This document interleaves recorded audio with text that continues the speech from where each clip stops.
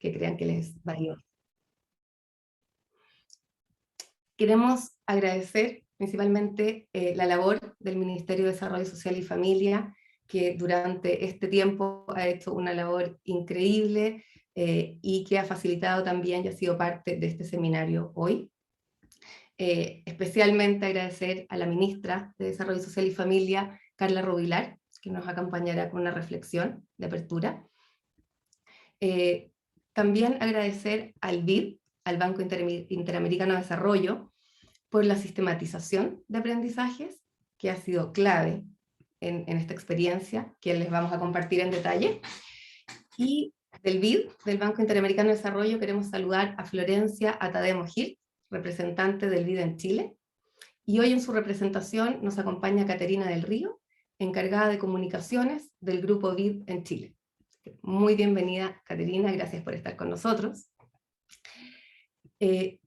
Y sin poder nombrarlas a todas, pero queremos agradecer muy profundamente todo el trabajo desinteresado, intenso, continuo de las organizaciones de la sociedad civil, particularmente las organizaciones de base, organizaciones comunitarias que dieron forma y fuerza, para decirlo también, al Fondo de Respuesta Comunitaria. Así que muchísimas gracias, porque sin su aporte, sin su trabajo continuo, sin la integración entre ellas, la situación de personas vulneradas hubiera sido muchísimo más compleja en esta pandemia. Hoy queremos recoger entonces los aprendizajes que como sociedad hemos hecho y estar mejor preparados juntos, estar mejor preparados de manera integrada, cada uno desde su ámbito de acción, pero también en lo que nos encuentra para las próximas veces que tengamos situaciones como esta, esperemos que no de este nivel de gravedad, ¿no? Y por último, y quizás lo más importante de todos, mencionar la importancia de cada una de las personas, todos los hombres y mujeres que desde sus territorios, desde las juntas de vecinos y vecinas, desde todos los barrios, fueron capaces de movilizarse e implementar las iniciativas que finalmente fueron recogidas en el Fondo de Respuesta Comunitaria. Son estas las personas que le dan forma, fondo, fuerza, movimiento y ojalá proyección a este fondo. Sin sus proyectos hubiera sido realmente imposible llegar a las más de 50.000 personas que llegó el Fondo de Respuesta Comunitaria intentando mitigar los efectos de la crisis sociosanitaria que todavía estamos viviendo. El fondo tuvo un fuerte énfasis en la confianza puesta en esas personas, esa fue la base, les diríamos, de este fondo, y bueno, y los resultados los vamos a ver en un rato más, pero fueron muy impresionantes. Nuevamente agradecer a los que se han ido sumando a este encuentro, y darle la bienvenida a la Ministra de Desarrollo Social y Familia, Carla Rubilar, agradecer su reflexión, vamos a compartir sus palabras. Buenos días. Primero quiero partir agradeciendo por esta invitación a participar de este seminario Sociedad Civil en Emergencia y saludar muy especialmente a los anfitriones de este encuentro, a las organizaciones comunitarias que han participado y por supuesto a las que han sido beneficiadas, porque tenemos la convicción de que todos estos proyectos irán en directo beneficio de las familias más vulnerables de nuestro país. Para mí, es muy importante relevar que como gobierno y especialmente como Ministerio de Desarrollo Social y Familia, estamos convencidos de que los problemas sociales que nos afectan como país requieren del esfuerzo de todos para poder superarlos. Solo así, trabajando en conjunto, podremos avanzar como sociedad y mejorar la calidad de vida de quienes tanto nos necesitan. Y en ese sentido, quiero recalcar la tremenda e importante labor que hace Colunga para ayudar a superar la situación no solo de pobreza, sino también de vulnerabilidad de tantos niños, niñas y adolescentes. Porque como ustedes bien saben, el Ministerio de Desarrollo Social y Familia ha puesto en el centro de nuestra gestión el trabajo en favor de ellos. Y en esta tarea prioritaria, pero nada sencilla, el rol de la sociedad civil ha sido fundamental. Son ellos quienes a través de su llegada a los territorios nos han permitido acercarnos de mejor manera a las comunidades y así lograr producir cambios muy importantes. Sin embargo, en este periodo complejo, marcado por el COVID-19, las organizaciones de la sociedad civil también han sido afectadas, enfrentando muchas veces una baja importante en sus propios ingresos. Frente a este escenario, desde el Estado hemos buscado la manera de seguir fortaleciendo esta alianza que nos permite generar círculos muy virtuosos. Es por esto que, como parte del nuevo Acuerdo de Protección Social y Recuperación de los Empleos anunciado por el presidente Sebastián Piñera el día 14 de junio del 2020, se informó la asignación de fondos adicionales por $20 millones para organizaciones de la sociedad civil, buscando apoyarlas en su ámbito de acción debido al gran rol fundamental que juegan para atender a sectores vulnerables y población en riesgo. Como parte de la mesa de representantes, trabajamos arduamente para ver cómo distribuir estos fondos para que las organizaciones pudieran contar con recursos para seguir apoyando a los más vulnerables. Esto es porque entendemos que el trabajo que hagamos en favor de quienes más nos necesitan debe ser entre el Estado, la sociedad civil, sus organizaciones y también el sector privado, ya que eso nos permite llegar más rápido con la ayuda. Y acá quisiera detenerme y hacer una reflexión. Como sociedad y como Estado, tenemos el deber de no dejar solos a quienes más nos necesitan, pero por supuesto, esto también es un privilegio, pues déjenme decirles que todos quienes podemos ir en ayuda de los más vulnerables debemos sentirnos privilegiados por eso. Celebro, por tanto, este lanzamiento que hace Colunga hoy, donde se entregarán resultados de este Fondo de Respuesta Comunitaria, que contribuirá a la mitigación de los efectos de la pandemia en las comunidades más afectadas en Chile. Lo celebro porque además da cuenta de que a pesar de las urgencias específicas que ha levantado la pandemia, no hemos dejado de atender las necesidades particulares de todos los grupos vulnerables de nuestro país. Partí mis palabras agradeciendo esta invitación y quiero terminarlas agradeciendo por todo este arduo trabajo. Como les dije, cuando los focos de atención han estado puestos en los estragos que más han afectado en esta pandemia, Colunga nos recuerda que son muchos los que esperan de nosotros en distintos ámbitos, pero igualmente urgentes de atender. Tenemos entre todos y todas una gran tarea en la que debemos trabajar unidos y en la que encontraremos la forma de avanzar de manera sostenible y equitativa, porque hoy nuestro desafío es ir hacia un enfoque de políticas públicas que contribuyan a la cohesión social, pero también en hacer visibles a los invisibles, como es el mandato de nuestro ministerio. Muchísimas gracias.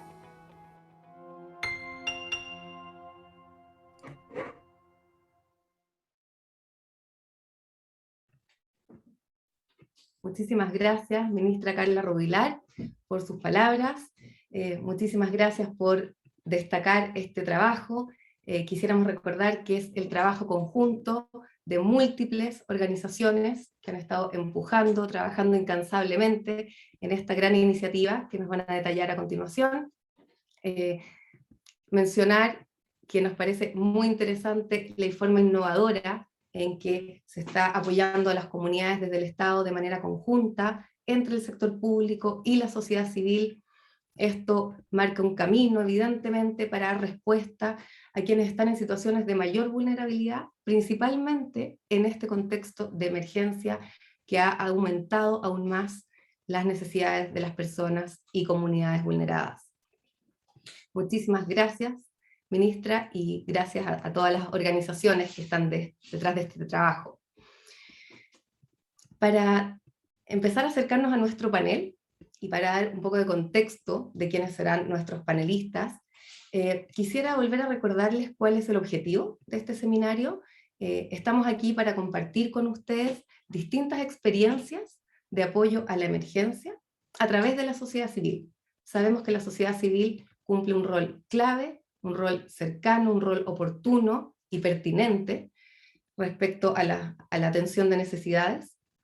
Y asimismo queremos revisar la experiencia en particular que significó el Fondo de Respuesta Comunitario, que se realizó entre septiembre del 2020 y principios de este año 2021, con un trabajo colaborativo, como les mencionaba recién, entre múltiples fundaciones. Quisiera mencionarlas porque cada una de ellas contribuyó desde su propio ámbito de acción, con sus enfoques, sus experiencias, sus recursos, sus redes. El Fondo de Respuesta Comunitaria estuvo impulsado, movilizado por Colunga, la Fundación para la Superación de la Pobreza, FUSUPO, Fundación Olivo, Ilumina, Fundación Mustakis, Avina, Fundación Reinaldo Solari, Careno, San Carlos de Maipo, la Comunidad de Organizaciones Solidarias, Pricewaterhouse, Comunidad Mujer, América Solidaria, el Programa de las Naciones Unidas para el Desarrollo, PNUD, el Banco Interamericano de Desarrollo, el Fondo Social, Presidente de la República, y otras 25 organizaciones de la sociedad civil que trabajaron a nivel regional, articulándose con organizaciones comunitarias, lo cual permitió movilizar, ejecutar, implementar y evaluar, como veremos más adelante, 201 proyectos comunitarios en 7 regiones del país, impactando a más de 50.000 personas. El Fondo de Respuesta Comunitario fue pensado originalmente e implementado de esta manera para apoyar directamente a organizaciones de base en el contexto de emergencia. Sabemos que todavía estamos en un contexto de emergencia, pero en ese momento necesitábamos soluciones rápidas, una articulación muy efectiva y gente que estuviera dispuesta a confiar. Fue clave la confianza depositada en cada una de las organizaciones de base de los 201 proyectos que implementamos, y la confianza que se entregó, que ellos pusieron también en las otras organizaciones, y los resultados de este programa fueron definitivamente resultado de la integración entre las distintas organizaciones que les estábamos mencionando. Queremos ir abriendo el panel, presentarles a nuestros 4 panelistas de esta sección. Hans Rosenkrantz, director ejecutivo de la Comunidad de Organizaciones Solidarias, un tremendo impulsor desde su rol de todo el fortalecimiento, movilización e integración del ecosistema de la sociedad civil, un tremendo trabajo que hace la COS, quien nos compartirá reflexiones e iniciativas que fueron impulsadas desde el Movidos por Chile, particularmente. Luego estaremos con Patricia Díaz, quien es subdirectora de programas sociales del FOSIS, y Patricia nos va a contar cómo esta institución, a través del programa Organizaciones en Acción, logró aportar a disminuir las consecuencias de la pandemia y cuál fue el rol particularmente de la sociedad civil. Y ahí vemos nuevamente cómo se integra el sector público con la sociedad civil para atender los efectos de la emergencia. Por último estaremos con Paz Garcés, quien es directora de Investigación y Políticas Públicas de Colunga, que junto con Javiera Troncoso, que es asesora de Políticas Públicas del PNUD, presentarán la experiencia, en particular del Fondo de Respuesta Comunitaria, que como les mencionábamos recién, fue un fondo que reúne a múltiples organizaciones para dar vida en 7 regiones a iniciativas que buscaron mitigar los efectos de la pandemia en las comunidades más vulneradas de nuestro país. Entonces, sin alargarme más, y para escuchar a nuestros panelistas, quisiera dar la bienvenida a Hans Rosenkrantz, quien nos va a contar el rol de la sociedad civil en el contexto de emergencia. Muy, muy bienvenido, Hans. Gracias por acompañarnos hoy día. Hola, bueno, muy buenos días a todas y todos. Para mí es un placer poder estar hoy día compartiendo la experiencia. Voy a poner mi presentación. Agradezco también las palabras de la ministra, de las organizaciones que están en las regiones. Me encanta ver ahí de Laja, de Viña, y de otros lugares que he ido leyendo. También la presencia de la Asociación Chilena de Municipalidades que nos está acompañando hoy día también. Espero no hacerle el trabajo tan difícil al intérprete, porque hablo rápido y a veces no tan bien modulado, así que deseenle suerte. Voy a compartir mi pantalla ahora.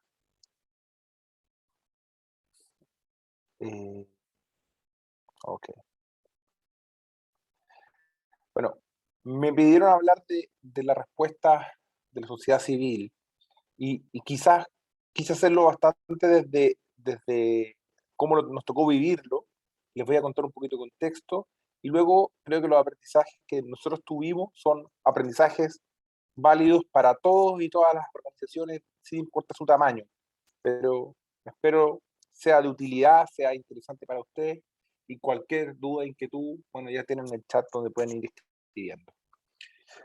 Un poquito de contexto desde donde les estoy hablando.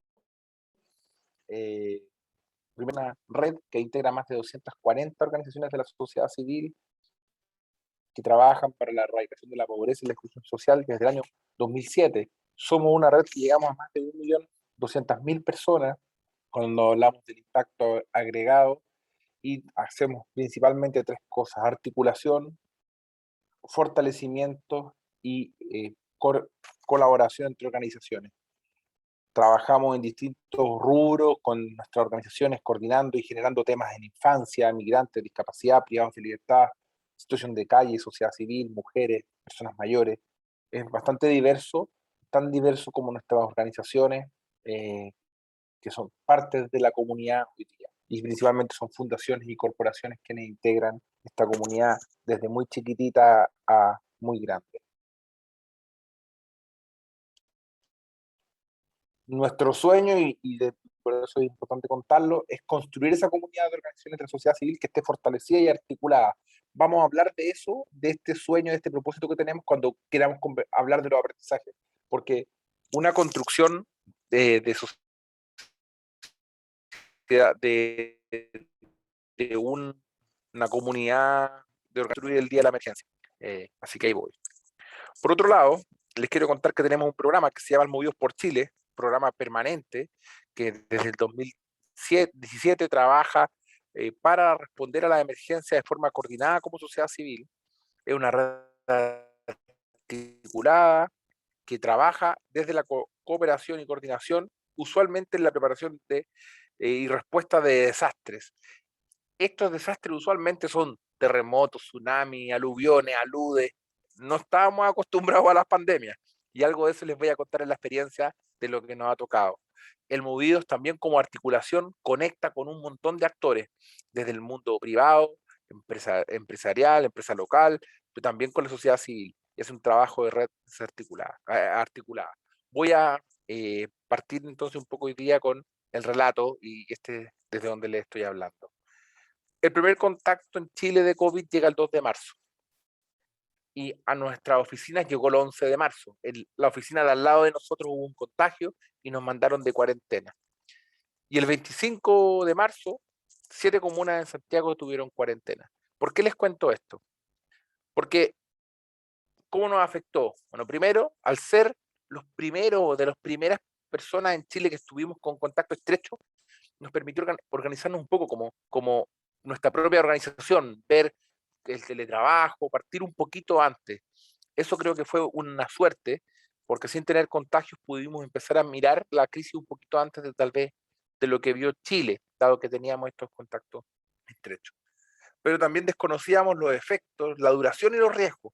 Esto es una crisis no tan evidente. Yo diría que incluso todos pensábamos que era una gran ola que después se achicaba, y entonces queríamos saber cuándo era y qué tan grande iba a ser la ola que venía en Chile. Nos pareció que era importante tener información, pero todavía no había que entregársela. Y comenzamos preguntando qué estaba pasando, cuáles eran las afectaciones a nuestras organizaciones, pero también en el proceso nos dimos cuenta que estábamos corriendo, no teníamos las respuestas, teníamos la información, y muchas organizaciones nos decían, hey, como necesito que nos digas algo más, qué va a pasar, cuándo me va a ayudar, si me puede ayudar o no. Por otro lado, esta crisis fue distinta, porque usualmente el Movidos por Chile, que es nuestro brazo articulado para la respuesta de emergencia, coordina directamente con la ONEMI. La ONEMI siempre ha sido el actor coordinador de la emergencia en Chile, pero en este momento no había una ONEMI. El rol de liderazgo en esta crisis no estaba claro. Partió el Ministerio del Interior, el Ministerio de Salud, por qué tenía que estar la prevención del delito. O sea, muchas de las instituciones habituales se involucraron en este proceso, o sea, no habituales se involucraron en este proceso, y lo que generó era que teníamos una gobernanza extraviada. Muchas autoridades con las que nos reunimos decían no sé qué hacer, o no lo decían así, pero no tenían una posibilidad de articulación, de llevar adelante esta como emergencia, porque ya no había una única gobernanza como usualmente pasa en los terremotos. Y por otro lado, muchas iniciativas en paralelo y llamados. Entonces, ¿qué podía pasar? Bueno, veamos cuál es la reacción-acción. Por un lado, aquí les comparto un pantallazo de los primeros días de una carpeta de disco duro compartido, donde empezamos a armar minutas, reuniones, juntarnos con autoridades, perdón, con nuestras organizaciones, con las mesas de trabajo, y ver qué es lo que estaba pasando. Levantar información rápidamente de cara hacia la organización. Y por otro lado, aquí le robamos el monito al Movidos por Chile, empezar a conectarnos con las empresas que empezaban a llamar, con la iniciativa. Apareció una iniciativa que venía de España, Frena la Curva, otras que venían de Chile, otras que conversaciones con Colunga, por otro lado con el Ministerio de Hacienda, Desarrollo Social. Empezamos a intentar levantar y conocer la mayor cantidad de cosas que estaban pasando, y generar esos vínculos. Y a su vez también, y aquí a la parte de abajo a la derecha, con un sinnúmero de organizaciones de la sociedad civil que nos alimentaban de lo que estaba pasando. Bueno, ¿cuándo entramos en acción? Nos costó, y creo que esta crisis nos desarmó en las formas habituales. Bueno, lo primero, su programa movido, ¿qué iba a hacer? Yo diría que nos dividimos conscientemente de esta forma: la incidencia con la autoridad y las alianzas por el lado de la comunidad, y la operación de la ayuda humanitaria por el lado del movido, un poco tomando lo que cada uno mejor sabía hacer. Y por otro lado, ciertos roles transversales apoyados por un equipo transversal que iba buscando esa información: levantamiento de información, la gestión administrativa y la gestión de comunicaciones. Eso fue como nos fuimos organizando, bien en proceso. No quiero decir que se nos armó un plan maestro. Recuerden que esto partió el 2 de marzo, el 25 teníamos las primeras cuarentenas, en abril todavía no sabíamos qué iba a pasar. Bueno, ¿qué se hizo? Déjenme contarles un poco lo que hicimos en cada uno de los lados, porque me quiero ir rápido a los aprendizajes. Por un lado, el Movidos por Chile ya tenía un modelo de colaboración instalado para las catástrofes, y por lo tanto se abocó a ver necesidades de ayuda humanitaria, trabajar rápidamente en medidas de autocuidado para los equipos de la sociedad civil. Había mucho estrés, y evaluar y revisar iniciativas de colaboración en la respuesta a la pandemia. En una segunda derivada de esto mismo, se nos acercó el Ministerio de Desarrollo Social, junto con San Carlos de Maipo, luego ClickMe, Banco Estado, el Banco Interamericano, Olivo, que está presente aquí ya él, Luxich, Ilumina, Mustaki, y armamos la plataforma Elige tu Causa, de la mano del Movido, que generó un tremendo movimiento. Tuvimos un festival y generó muchas, por decirlo de una manera, mucho movimiento en una página web, un montón de millones, pero que no teníamos tanta claridad, porque se dejaba mucho registro de lo que estaba pasando afuera. El ministerio nos ayudó poniendo muchas de sus causas, pero eran causas que tampoco teníamos tanta visibilidad de esas gestiones, sabíamos qué estaba pasando. Entonces, llegamos a un momento que pudimos tomar control finalmente como del todo, y evaluar las causas, y encontramos finalmente que pudimos aportar y trabajar con 133 causas durante ese periodo, con 86 organizaciones distintas en todas las regiones, y llegando a 80.000 personas. Y en paralelo se acercaron muchas empresas que nos pedían ayuda para hacer apoyo de ayuda humanitaria, y a través de una alianza con el Hogar de Cristo, donde establecimos un centro de operaciones, pudimos generar más de 22 empresas trabajando y apoyando una gestión de ayuda humanitaria conectada con las organizaciones de la sociedad civil y los municipios, para llegar a 110.000 personas, bueno, y también con apoyo de la Unión Europea, por supuesto, que ha sido el principal aliado de la comunidad. Entregar 27.000 kits de alimentos, más de 1 millón de PP, y ejecutar aportes por 750 millones de pesos. O sea, todo eso es más que 10 veces a cualquier crisis que hemos enfrentado antes. O sea, realmente de un volumen mucho mayor, y por lo tanto el equipo se tuvo que adaptar y reformular. Y por otro lado, de la comunidad, empezamos a trabajar con las autoridades, con Senama, Senadi, Subsecretaría de Niñez, personas de calle, poniendo los temas que nos decían las organizaciones que estaban viviendo en el territorio. Y por otro lado, algunas alianzas clave como con Pricewaterhouse, poder tener permanentemente medición. Hicimos 2 mediciones durante el primer año de impacto de la pandemia, generación de fondos a través de alianzas con la CPC, con la Unión Europea, y articulación con el Ministerio de Desarrollo Social. ¿Cuáles fueron los resultados de este trabajo?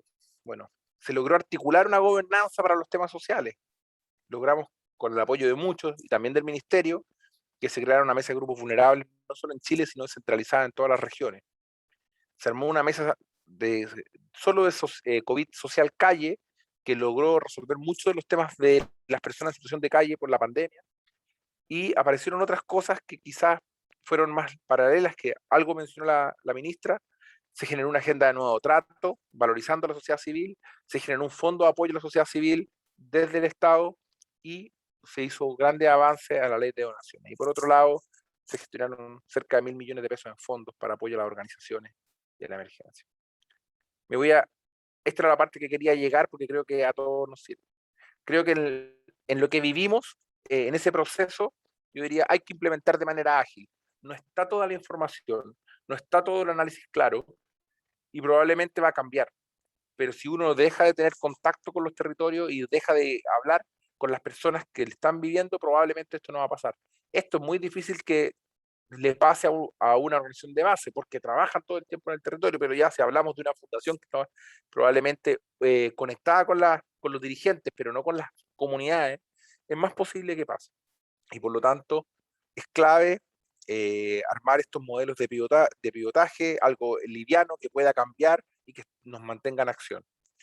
Puntos focales son claves para extender el alcance y reducir los costos. Cuando tenemos puntos focales o personas a las cuales podemos derivar o podemos delegar responsabilidad, hace que esto pueda crecer, mejorar y avanzar. Mucho de lo que nosotros pensamos fueron soluciones que podíamos escalar fácilmente en la capacidad de ejecución. Somos un equipo pequeño en el Movido, eran 3 personas, durante la pandemia fueron 5, y armamos kit. Súper bueno, pero ¿era lo necesario? Yo creo que nos va a quedar una pregunta respecto a si aquello que hacemos en los kits era lo necesario, o quizás hay otras soluciones. Una organización que necesita ayuda también puede prestarla. Pueden ser centros de acopio, pueden ser centros de distribución, y aquí la solidaridad bidireccional es muy valiosa.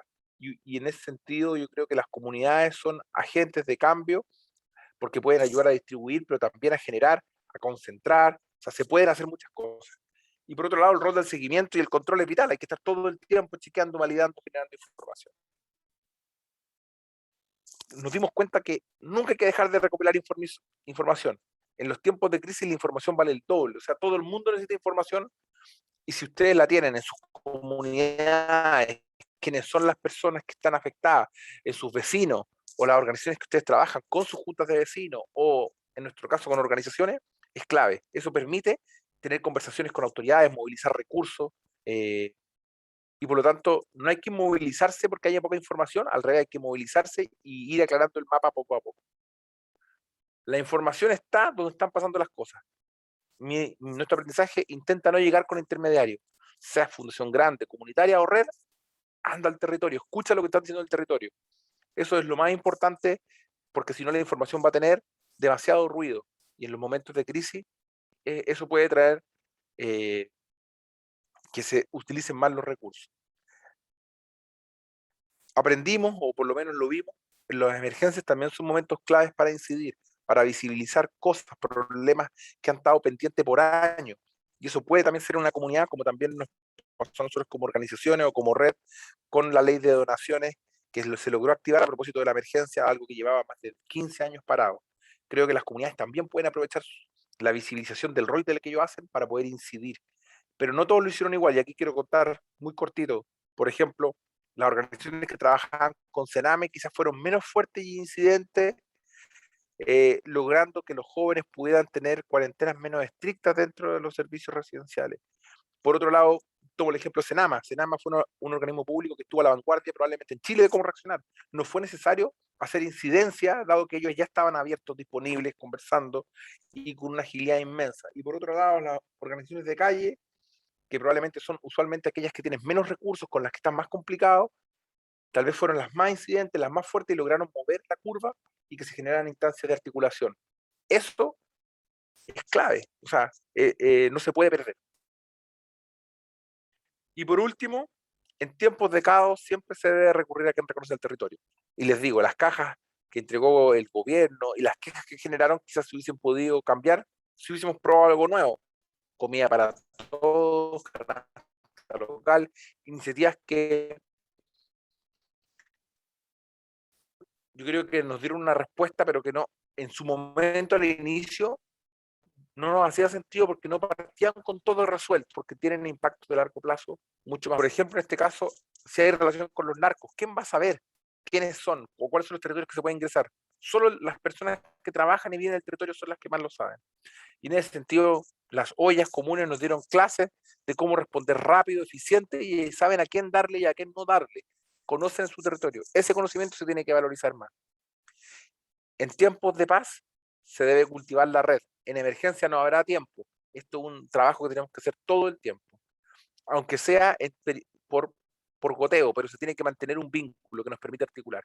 Y por último, es clave que exista un rol coordinador. Si no existe, como nos pasó al principio, se tiene que esforzar que exista. Buscar que aparezcan esos liderazgos que permitan que la emergencia se pueda gestionar de mejor manera. Esos son mi presentación. Disculpen si fui muy largo, espero haya sido de su interés y le agradezco a los que están presentes y han podido escuchar. Muchísimas gracias, Hans. Impresionante el trabajo, genial la claridad. Yo no voy a volver a los aprendizajes, pero quizás destacar la flexibilidad y la rapidez con que reaccionan ante una situación que jamás habíamos vivido, y probablemente ahí reconocer esta red de colaboración, esta fortaleza que tienen previa. Lo importante que es como ponerla en acción, aunque no hubieran tenido, como tú decías, todo diseñado, pero esto era una situación urgente que había que atender en el cortísimo plazo. Así que muchísimas gracias. Quiero agradecer nuevamente, impresionante el trabajo de Alejandro Castro, nuestro intérprete de Red APIS. Muchísimas gracias, Alejandro. Quisiéramos pasar ahora a la reflexión y la experiencia que nos va a compartir Patricia Díaz. Patricia Díaz, subdirectora de programas sociales del FOSIS, quienes implementaron el programa Organizaciones en Acción. Muy interesante escuchar ahora desde el punto de vista también del gobierno que hicieron también vinculados con la sociedad civil. Patricia, muy bienvenida. Muchas gracias, hola a todos y todas. Primero quisiera las excusas de Felipe Betancourt, el director ejecutivo, que no pudo estar hoy día acá porque tenía una visita a terreno. Y rápidamente, en honor al tiempo, les voy a presentar lo que fue Organizaciones en Acción. Organizaciones en Acción fue un programa que diseñamos en la marcha, ¿verdad?, ante la situación en que estábamos de crisis, de triple crisis, como le llamamos nosotros, sanitaria, económica y social, que había impactado, ¿verdad?, en especial a los sectores más vulnerables, y donde empezaron a surgir todas estas iniciativas de las organizaciones comunitarias, todas estas iniciativas y ayuda de fundación y corporación, donde empezaron a gestionarse una serie de ayudas que, además de la alimentación, el agua, el gas y cosas como de sanitización, también se empezó a generar demanda por ayuda digital, ¿verdad?, para poder hacer los trámites del Estado. También se solicitó ayuda en salud mental y también en acompañamiento espiritual, incluso en acompañamiento. ¿Por qué digo todo eso? Porque nosotros nos sumamos en el mes de junio con una iniciativa que surge a partir del marco de acuerdo de protección social y recuperación de empleos que mencionó la ministra, en donde se asignaron 940 millones de pesos para que FOSIS pudiera ayudar a organizaciones de la sociedad civil. Entonces ahí dijimos, ya, ¿cómo hacemos? Porque esto era un programa que había que diseñarlo en el momento, y lo que nos propusimos fue ayudar a todas las comunidades en la forma más rápida y simple que estuvieran ayudando, a todas las organizaciones que estuvieran ayudando a comunidades y que estuvieran activas en eso. O sea, queríamos inyectar recursos a quienes estaban hoy día en ese momento ayudando a ollas comunes, ayudando a los adultos mayores, etc. Entonces, lo primero que dijimos es a quienes ayudamos, ¿verdad? Organizaciones funcionales y territoriales, comunidades indígenas, entidades religiosas, cooperativas, compañía bombera, organizaciones deportivas, y ahí hicimos una opción de que otras organizaciones que no tuvieran persona jurídica pudieran postular también al fondo, patrocinada de alguna organización que sí tuviera persona jurídica, que ese era un esfuerzo que tuvimos que hacer, pero logramos abrirle la puerta a organizaciones como, por ejemplo, choferes cesantes que estaban haciendo ollas comunes. Nosotros nos conseguimos un catastro que había hecho Cáritas, otros que habían en el norte, para entender un poco quiénes estaban detrás de las ollas comunes, y nos dimos cuenta que había muchas organizaciones que se habían creado ahí in situ, sobre la marcha, y también las queríamos poder ayudar. Porque el foco era buscar a quienes están ayudando hoy, que fue un requisito también de postulación. Y lo que hicimos y creamos, en el fondo, que fue como la innovación que logramos hacer en ese momento, fue que siempre que el Estado trabaja con organizaciones comunitarias, lo que hace es pedirle una serie de papeleos, garantías, rendiciones detalladas, y las organizaciones comunitarias se van para atrás porque en realidad tienen que dejar de hacer lo que están haciendo para dedicarse a toda la parte administrativa. Entonces, lo que logramos consolidar como modelo de implementación fue trabajar a través de las fundaciones y corporaciones en las regiones para que la labor administrativa y todo el tema de garantías lo hicieran las fundaciones y a las organizaciones comunitarias les llegara directamente la ayuda. Ese fue como la innovación en el modelo, que era un modelo que no se había utilizado antes. Hicimos como un pequeño levantamiento de las ayudas que estaban siendo más necesarias y surgió el tema, obviamente, de los alimentos, también de gas y agua como un tema bien prioritario en algunos sectores. Por otra parte, estaba todo lo que era artículos de higiene y seguridad, ayudas técnicas y equipamiento comunitario. Muchas organizaciones necesitaban apoyos para los comedores, cocina, equipamiento, etc. Entonces, estos fueron como los rubros que nosotros en el fondo planificamos para asignarles los fondos. ¿Cómo distribuimos los recursos? Bueno, como dijo la ministra, se armó una mesa social conformada por distintas organizaciones de la sociedad civil, y con ello se fue haciendo como esta distribución de recursos. Nos propusimos trabajar en todas las regiones, en las comunas que estaban más afectadas en ese momento por la pandemia. Buscamos socios en todas las regiones que fueran fundaciones y corporaciones sin fines de lucro, y de hecho los contratamos en forma directa, sin licitación.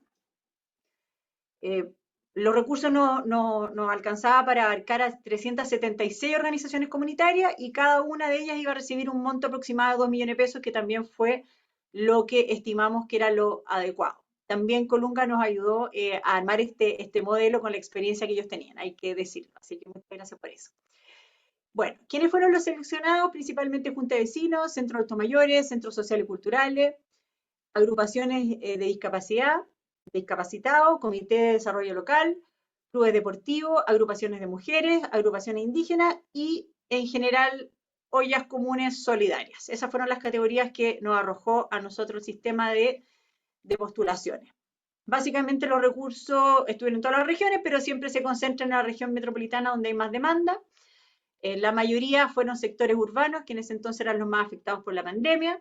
Principalmente se entregó alimentación, gas, artículos de higiene, equipamiento de cocina y ayudas técnicas y otros. ¿A quienes ayudamos? Adultos mayores como prioridad, comunidad en general, personas con discapacidad, niños y adolescentes. Esa es como la distribución de a quienes le llegó la ayuda, ¿ya? Para que se hagan una idea de lo que fue este fondo.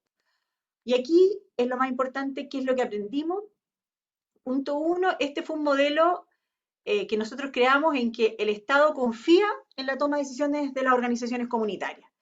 Y en ese sentido, nuestro primer aprendizaje es que trabajar con las organizaciones comunitarias aporta la cohesión social. En primer lugar, nos dimos cuenta que se genera un empoderamiento de los líderes locales y también surgen nuevos líderes. Las soluciones a las que se pueden llegar son soluciones mucho más a la medida, tienen una pertinencia local que es difícil lograr desde un programa centralizado, menos flexible. Se generan nuevos espacios de participación y se activa el voluntariado local. Y se activan espacios comunitarios que muchas veces no estaban utilizados, estaban subutilizados, como la sede y otros espacios con que las organizaciones aportaron para este proyecto. Lo segundo que aprendimos fue que el trabajo colaborativo con organizaciones sociales puede mejorar la pertinencia y oportunidad de los programas. Primero, ellos hicieron una focalización rápida, porque era ellos decidían a quiénes ayudar. Aquí no había registro social de hogares, sino que operaba la confianza en los líderes locales que iban a saber a quién llevar ayuda. Y eso lo pudimos corroborar en terreno, porque lo que nos decían los mismos líderes locales era, sabe que nosotros somos los únicos que sabemos dónde está el adulto mayor, la gente que no ha recibido ayuda, la gente que está aislada. Entonces, en ese sentido, nos quedamos súper contentos porque la ayuda le llegó a quienes más lo necesitaban. Ellos contribuyeron con sus locales, con sus bodegas, con su infraestructura, con su equipamiento. Entonces, dieron un aporte al proyecto muy importante. También activaban las redes de ayuda local, porque para repartir en el fondo estos 2 millones de pesos que generalmente eran de alimentos se requerían de muchas acciones, de comprar, vender, transportar, etc. Y por último, el uso de los recursos se ajustaba al detalle a la necesidad de las personas. O sea, acá los adultos mayores, por ejemplo, necesitan comer más verdura, compraban verdura, que eso no se da, por ejemplo, en una ayuda que se da de caja o de mercadería. Entonces ellos podían comprar lo que realmente se necesitaba, o si se necesitaban gas u otra cosa, todo se podía comprar con estos recursos. Lo compraba la fundación, pero lo decidía la organización comunitaria. El tercer aprendizaje es que las organizaciones promueven que los recursos se gasten en su propio territorio. Y esto fue bien interesante porque de alguna manera es como una externalidad positiva. Se fortalece la economía local, dado que se compra a los proveedores del mismo barrio, se usan las redes de transporte local, y se establecen relaciones de economía solidaria optimizando los recursos locales. Por ejemplo, en La Pintana nos decían, a los que nos han donado pescado estos meses, les fuimos después a comprar otras cosas que necesitamos comprar, entonces estamos felices porque le estamos devolviendo la mano. Entonces hay una suerte de relaciones de trueque, de intercambio que son muy valiosas y que son en el fondo un círculo virtuoso. Y por último, hay una evaluación positiva de las organizaciones comunitarias de esta iniciativa. Primero, ellos tienen súper claro que ellos son los que saben y conocen la necesidad de sus vecinos. Se logra una unión a través de estos proyectos porque hay una participación activa de la comunidad, todos quieren colaborar en lo que puedan. También pueden comprar cosas que, como les decía, no siempre pueden comprar, como verduras frescas, o complementar lo que ya tienen. Si tienen, por ejemplo, no sé, si hay una feria que les regala verdura y les falta a lo mejor comprar carne, van a ir a la carnicería del sector y con el mismo transporte del vecino. Entonces, todo eso fue muy valorado porque había flexibilidad en la compra. Y también le gustó mucho esto de que no hubiera papeleo, ¿verdad? Y que la ayuda llegó justo cuando lo necesitaban. Ellos habían postulado en noviembre, diciembre, y en febrero ya empezaron a llegar las ayudas. Entonces eso para la ayuda del Estado en general se demoran más, y aquí llegó la ayuda concreta. Entonces eso fue muy valorado. Llegó justo además en los meses más difíciles, que fueron marzo y abril, donde había muchas cuarentenas. Entonces la ayuda se recibió muy bien. Incluso nos decían, ojalá siempre la ayuda llegara en el fondo de esta manera, así de rápido y así de simple. ¿Qué aprendimos de cara a las fundaciones? Bueno, que las fundaciones y FOSIS compartimos objetivos y desafíos. Las fundaciones tienen un compromiso muy fuerte con lo social, y eso siempre fue como un valor agregado, porque las fundaciones trabajaban con mucho profesionalismo y con mucho compromiso. Y se llevaron, sí, la mochila de toda la gestión administrativa, y siempre recibimos reclamos por eso, pero la verdad que no hemos podido lograr ser más flexibles al momento de rendir, al momento de ingresar los usuarios al sistema y todo eso. Así que en eso le debemos una mano ahí a las fundaciones y a las corporaciones que se llevan esa dura tarea, pero por lo menos fue bonito poder no darle esta misma tarea a las organizaciones comunitarias, porque no hubiera sido posible este modelo. Y por último, las fundaciones que están trabajando en los territorios conocen bien las comunidades, saben cómo relacionarse con nuestros usuarios, y eso también un gran aporte, la llegada y el vínculo que establecen las fundaciones y las corporaciones en los territorios. Nuestro desafío para adelante, y con esto termino, de cara a las organizaciones sociales, avanzar en la incorporación de las organizaciones comunitarias dentro del diseño e implementación de políticas públicas. Eso es algo que es como una idea bien general, pero en verdad hoy día podrían aportar mucho más las organizaciones, como lo decía también Hans, en la política pública y en especial en emergencia, donde yo creo que las organizaciones comunitarias hicieron una gran demostración de lo que son capaces de hacer en esta pandemia. Así que creo que hay que perseverar en lograr generar modelos de políticas públicas que incorporen desde su inicio a las organizaciones comunitarias. Y por último, de cara a las fundaciones, creemos que todavía es necesario fortalecer la relación de FOSI y las fundaciones y las corporaciones en el territorio, en las regiones, y avanzar en simplificar y flexibilizar la gestión administrativa de todos los programas públicos. Eso por mi parte, así que muchas gracias, espero haber estado bien en el tiempo. Muchísimas gracias, Patricia Díaz del FOSIS, así tal cual, muy, muy bien del tiempo, y además muy interesante el enfoque que tuvieron desde el FOSIS de focalizar en beneficiarios, en tipos de ayuda, ¿no? Y sumarse a organizaciones e iniciativas que se estaban realizando. Apoyar, sumarse, complementar, muy interesante eso. Y también las externalidades, que no es solo la ayuda directa, sino cómo se fortalecen las organizaciones al ejecutar los proyectos. Es muy interesante, creo que hay un aprendizaje enorme para todos ahí. Así que muchísimas gracias, Patricia. Vamos a seguir adelante con Paz Garcés de Fundación Colunga, que nos va a contar la experiencia del Fondo Respuesta Comunitario. Paz, la palabra es toda tuya, bienvenida.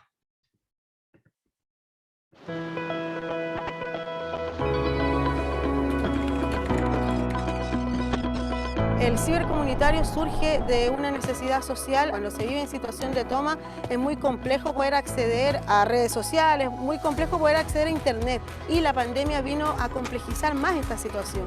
Entonces el cibercomunitario sin duda alguna es como ese granito de amor que a nosotros nos llegó a través de este increíble proyecto que para nosotros genera una nueva calidad de vida, una oportunidad de poder salir adelante con una implementación de calidad, con una implementación que nosotros no la teníamos, que era distante para nuestros niños, inclusive en sus propios colegios. Me han enseñado las multiplicaciones, la mayoría la aprendí aquí en el cibercomunitario. A mí me sirvió mucho, entonces yo digo que sí puedo enseñarle a muchos niños más. Así que yo digo que acá es un 10 de 10 que pueden aprender los niños. Cada uno de nuestros niños tiene su tablet que ya vino con programas importantes que les permiten a ellos poder tener una conexión directa con sus vecinos. Y también se sirven de nuestro internet, de nuestra antena Wi-Fi. Mi sueño era tener una tablet, que yo siempre le he pedido que me compre mi tía y al viejito Pascuero. Y lo pude tener, cumplí mi sueño que yo siempre he querido. Lo mejor es que yo pude aprender porque yo no sabía usar la computadora. Entonces, acá en el ciber, las tutoras me enseñaron a cómo escribir. Aprendí mucho. Contamos con 4 tutoras que están encargadas en diferentes turnos, vecinas jóvenes, profesionales, que hoy el ciber les permite tener este impulso de poder compartir sus experiencias y sus conocimientos y tenerlos cerca. Entonces eso ha sido como lo bueno e importante también. En el caso de la universidad, como yo tengo que imprimir y como a mí me exigen usar muchos programas de computación, entonces igual me ayuda el hecho de que como no puedo bajar el Quique a los laboratorios de mi universidad, poder venir al ciber para poder imprimir y buscar información cada vez que quiero estudiar. Por eso es una ayuda también muy importante que me da el ciber, que en este punto casi en el desierto, en la nada, tengamos un punto de internet donde es difícil que haya señal, a nosotros nos ayuda, nos hace sentir de que no estamos olvidados y nos dan ese privilegio que tienen muchas personas. Esto es maravilloso para toda la comunidad. Yo siempre lo digo, el Fondo de Respuesta Comunitario vino a alivianar una carga, nos permiten a nosotros ser un poco más equilibrada la brecha de la desigualdad que existe en este Chile. Y este ciber, al igual que otros proyectos, son la prueba de que nosotros si queremos podemos salir adelante, podemos hacerlo trabajando en equipo, podemos hacerlo si es que finalmente organizaciones como esta dan la oportunidad de que uno pueda salir adelante. Este proyecto ya es parte de nosotros y el cibercomunitario llegó para quedarse. Así que bienvenido a Nueva Esperanza.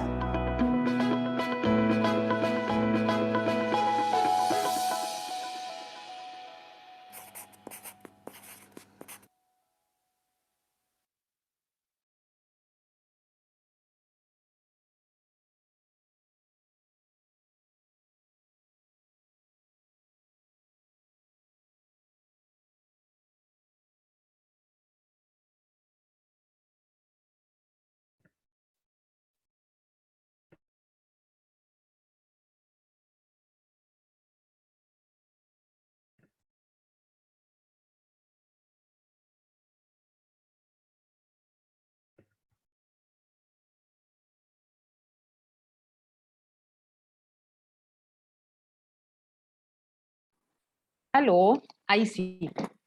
Bueno, ahí vimos un poquito de lo que fue el Fondo de Respuesta Comunitaria con un proyecto de cibercomunitario que se hizo en Alto Hospicio, donde vemos que la pandemia no solamente fue comedores comunitarios, sino también hubo otras necesidades, como por ejemplo la necesidad de internet y de conexión de los niños que aún estando en fase 3 y 4, seguimos teniendo este mismo problema y siguen teniendo estos problemas en los hogares. El Fondo de Respuesta Comunitaria es un proyecto que nace, y al igual que como mostró Hans, nace primero viendo lo que sucedía en el país. Teníamos más de 6.000 casos, Chile tenía cuarentenas por todos lados, se estaba decretando cuarentena en la región metropolitana, pero ¿qué pasaba en los territorios? Los territorios estaban saliendo con ollas comunes, con comedores comunitarios, estaban saliendo en ayuda de sus vecinos. Mirando todo esto, un grupo de fundaciones deciden armar este proyecto mirando la crisis sociosanitaria, tomando en cuenta que habían sectores a los cuales no estaba llegando la ayuda y viendo que se necesitaba una respuesta masiva para llegar a todos los hogares que estaban sufriendo parte de esta pandemia. Entonces se arma este proyecto, como dijo ya él al principio, con más de 30 fundaciones, donde destacan Avina, Careno, Colunga, Comunidad Mujer, la COS, San Carlos de Maipo, Olivo, Mustaqui, Superación de la Pobreza, entre otras tantas, Ilumina y Reglado Solari. ¿Para qué? ¿Para qué hicimos esto? Bueno, queríamos ayudar a los hogares, a las personas, a mitigar los efectos de la crisis, a mitigar los efectos de esta pandemia que estábamos todos sufriendo. ¿Cómo? ¿Cómo hacíamos esto? A través de un fondo concursable para que se pudieran satisfacer las necesidades básicas que estaban teniendo en estos momentos las personas. Y también quisimos dar un acompañamiento a través de algunas capacitaciones, a través de la creación de redes a estas organizaciones comunitarias para luego, después de todo esto, poder identificar aprendizajes de estos modelos de apoyo en emergencia y poder sacar conclusiones y poder sacar, como digo, aprendizajes para nuevas emergencias, nuevas pandemias y poder sacar lecciones de no tener que pasar nuevamente por lo mismo. ¿Cuál es el balance de nuestro proyecto? El proyecto parte en julio con un diseño que termina finalmente lanzándose en septiembre el fondo concursable, donde llegan un montón de organizaciones a participar. Estas organizaciones se seleccionan, se ganan estos fondos y tienen entre noviembre y marzo para implementar sus proyectos. Ahí está la convocatoria, que fue súper exitosa, y nosotros terminamos este proyecto entre abril y mayo. Llegaron 908 postulaciones, de esas 840 eran admisibles, por lo tanto la gente entendió de manera fácil las fases de postulación, y de esos pudimos adjudicar, después de haber pasado el sombrero por hartas partes, 203 proyectos, de los cuales 201 fueron adjudicados porque 2 organizaciones dijeron que no iban a alcanzar a implementar. Con esto se llegó a 7 regiones del país, llegamos a juntar 1.503 millones, de los cuales 1.372 se fueron directo a las organizaciones comunitarias. Tuvimos en 7 regiones, la zona norte se llevó un 17%, la zona centro un 45% y la zona sur un 38%. ¿Qué queremos mostrar con esto? Que tratamos de descentralizar los recursos que estaban llegando. ¿Por qué? Porque nosotros sabíamos por las mismas comunidades que los recursos estaban llegando mucho más a la zona central que al resto del país. ¿Qué más nos muestra este fondo? Este fondo nos muestra que los proyectos más o menos fueron un 97% de proyectos que ya estaban funcionando, más o menos pidieron 6.700.000 para poder ejecutar estas iniciativas en 3,8 meses de duración, y que la mayoría de los proyectos, casi el 80%, eran necesidades de alimentación, y de esos un tercio eran juntas de vecinos y otros clubes de adulto mayor y otras organizaciones como las que mencionó Patricia en su presentación. Del trabajo realizado, ¿qué pudimos ver? Pudimos ver que el 78% eran proyectos de alimentación. Pudimos ver, y aquí me sacó el sombrero por las mujeres, el 73% fueron jefas de proyecto mujeres. Las mujeres se hacen cargo no solo de la casa, no solo de los niños, no solo de su trabajo, sino también de sus comunidades. Llegamos a casi 60.000 beneficiarios atendidos en el PIC de todos los proyectos y realizamos 1.200 acciones de acompañamiento a través de los gestores comunitarios, de los gestores territoriales que acompañaron estos proyectos. Cuando hablamos de acciones de acompañamiento nos referimos a ciertas capacitaciones que permiten a las organizaciones mejorar en gestión de proyectos, mejorar lo que estaban haciendo con medidas sanitarias, en transparencia de participación y en oportunidades y redes. El impacto en el ecosistema, bueno, pudimos incidir en algo en las políticas públicas y ahí Patricia nos mencionó como grupo, como proyecto de Fondo de Respuesta Comunitaria, que en algo pudimos aportar a lo que FOSIS también hizo después con su proyecto. Y también en la encuesta COVID aparece que disminuyen las necesidades de alimentación con el tiempo y eso se le atribuye a las organizaciones de la sociedad civil. Hubo impacto en otros donantes. Esto movilizó muchos recursos y el interés por apoyar en la emergencia. También fuimos un caso de estudio en el ámbito académico y en el ámbito de las redes. Nos ganamos un premio, tuvimos redes con Movidos por Chile, con locales conectados, a quienes dejamos conectados con las organizaciones comunitarias que se ganaron este fondo y que pudieron participar. Aprendizajes y logros. El Fondo de Respuesta Comunitaria a la Emergencia fue necesario para las comunidades. Que hayamos tenido más de 2.000 organizaciones que quisieron postular, eso es un tremendo logro. Y eso demuestra también que la necesidad también era tremenda. Las organizaciones comunitarias son agentes de cambio. Lo mencionó Hans, lo mencionó Patricia. Esto se sabe desde años pretéritos que las organizaciones comunitarias son agentes de cambio, pues parece que ahora en pandemia lo hemos recordado y lo hemos recordado con fuerza.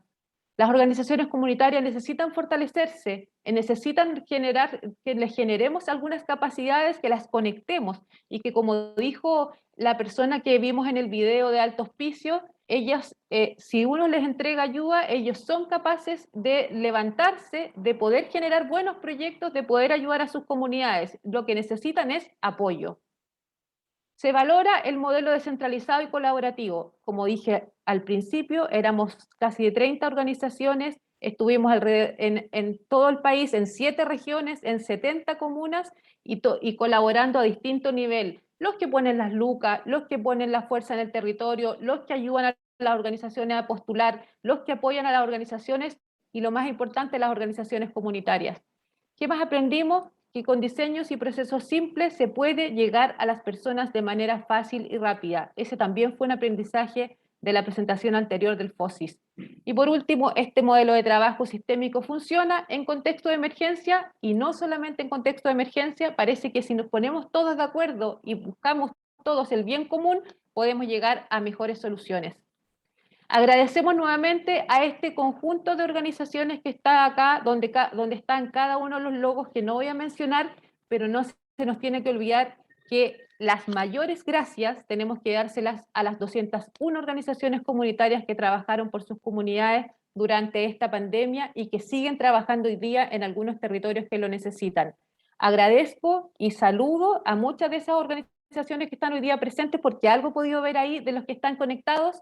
Y le agradezco también a la Fundación Superación de la Pobreza por el trabajo realizado en conjunto, además de las fundaciones donantes y el resto de las fundaciones que participaron. Muchas gracias. Muchísimas gracias, Paz Garcés, directora de Investigación y Políticas Públicas de Colunga. Impresionante todo el trabajo que se hizo desde el Fondo de Respuesta Comunitaria. Más de 2.000 postulaciones, como nos contaba Paz.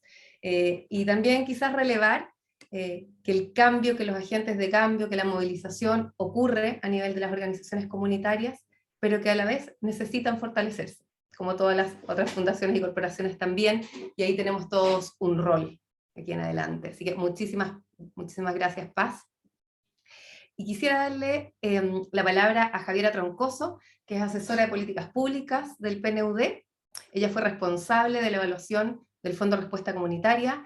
Quisiera destacar la cercanía que tuvo Javiera con el programa en todo momento, así que los resultados y aprendizajes que ellos relevaron desde el diseño hasta el cierre del programa, están muy en contacto con la realidad, con el día a día, con las luces y las dificultades que tuvimos. Así que, Javiera Troncoso, la palabra es tuya.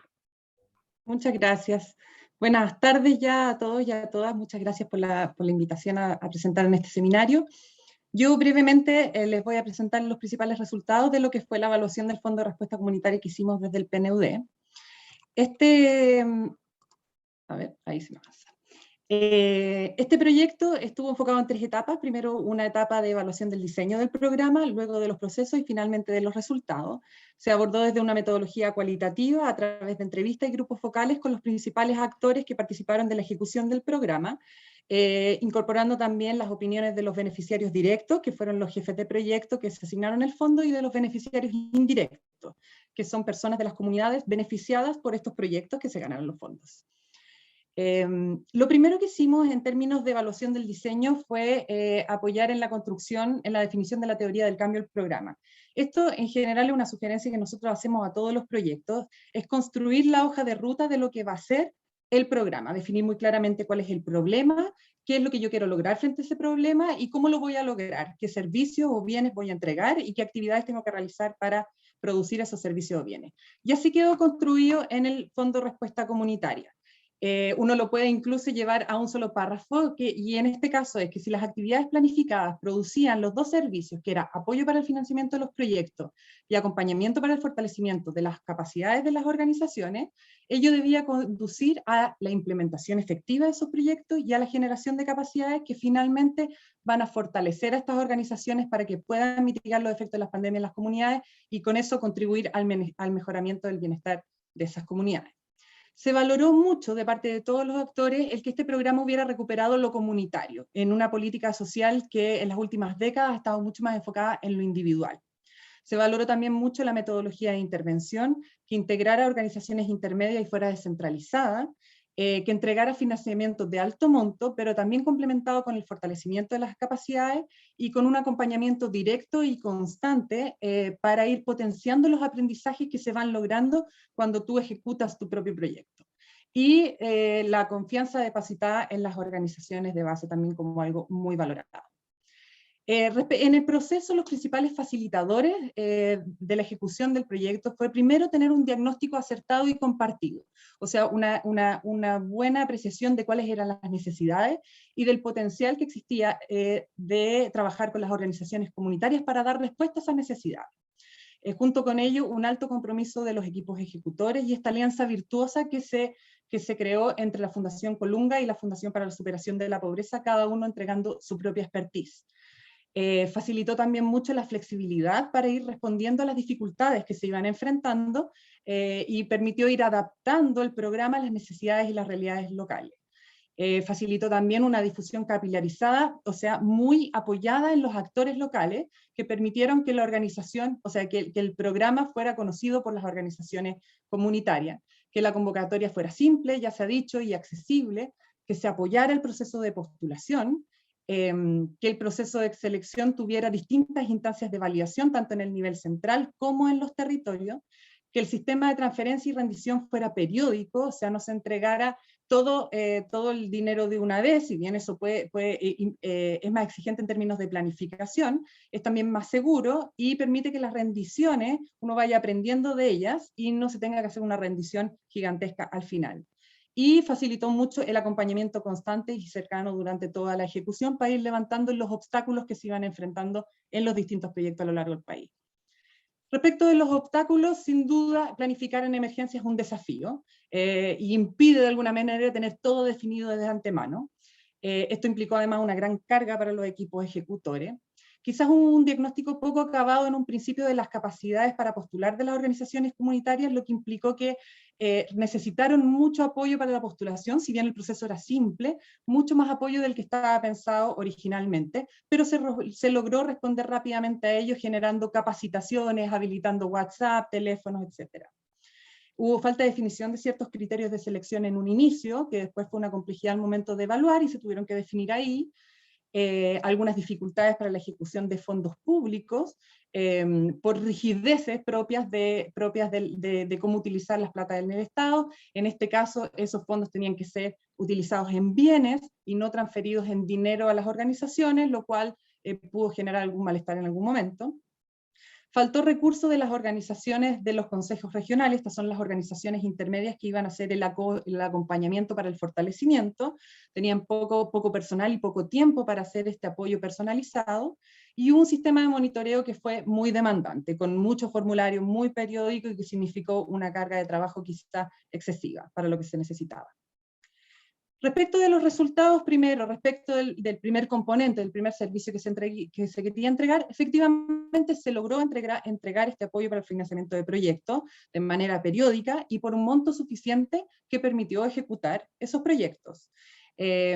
Cosa que fue muy valorada, y lo más importante es que esto permitió liberar el tiempo de los jefes de proyecto a tener que estar constantemente buscando financiamiento y poder concentrarse en ayudar a sus comunidades.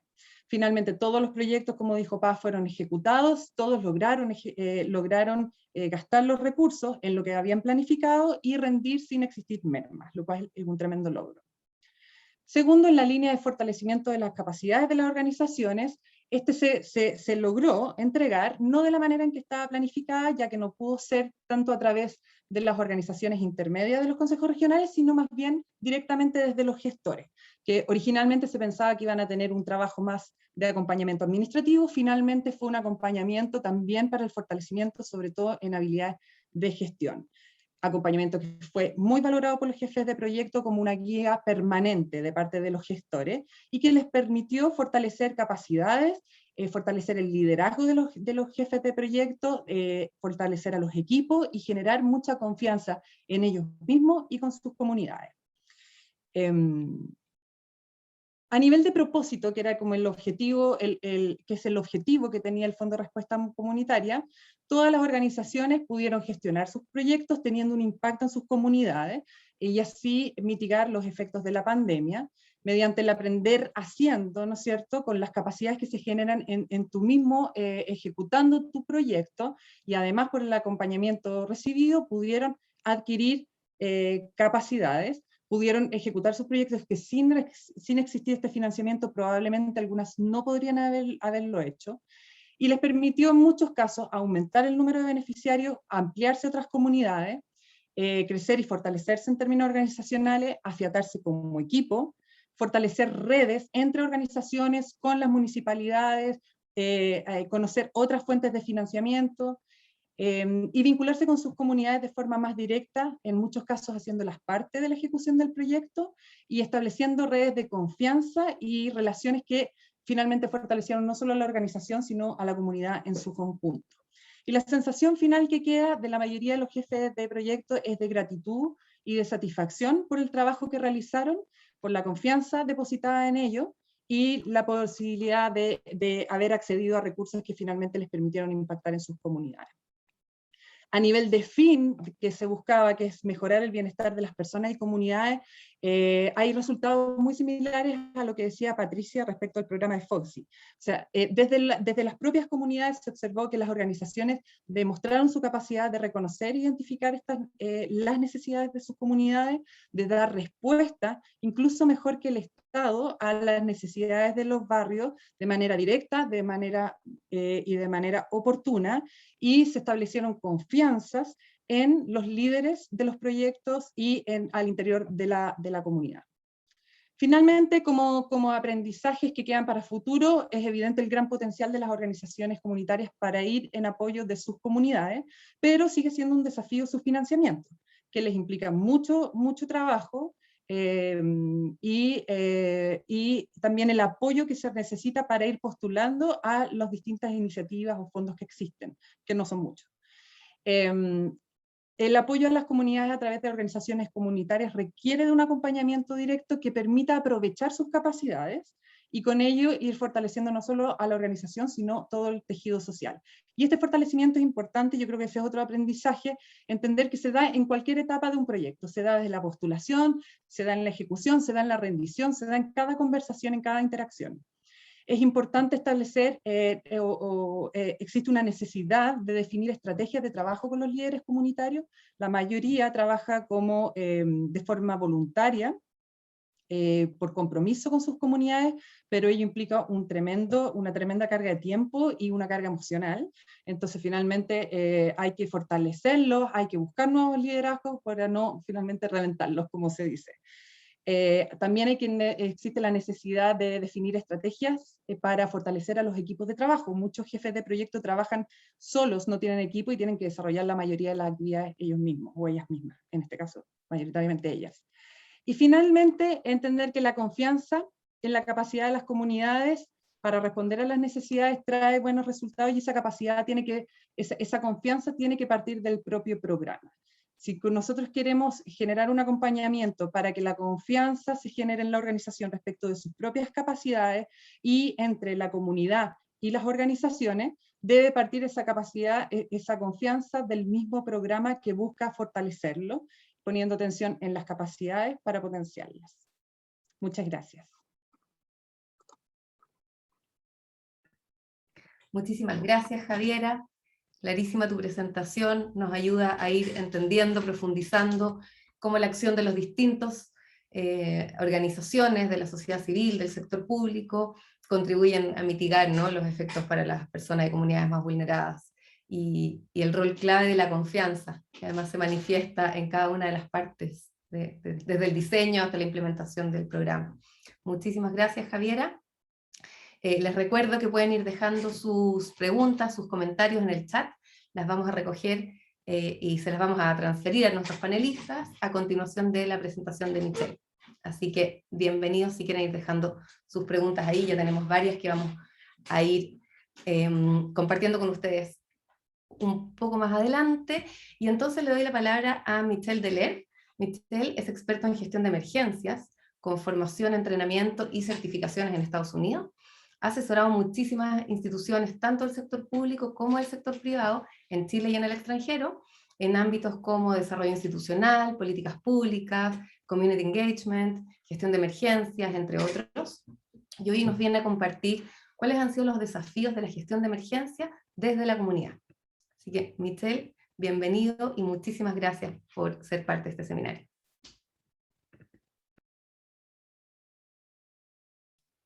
Hola, muchas gracias por la invitación y quiero comenzar rápidamente con mi presentación. No sé si me pueden confirmar que se está viendo de manera correcta.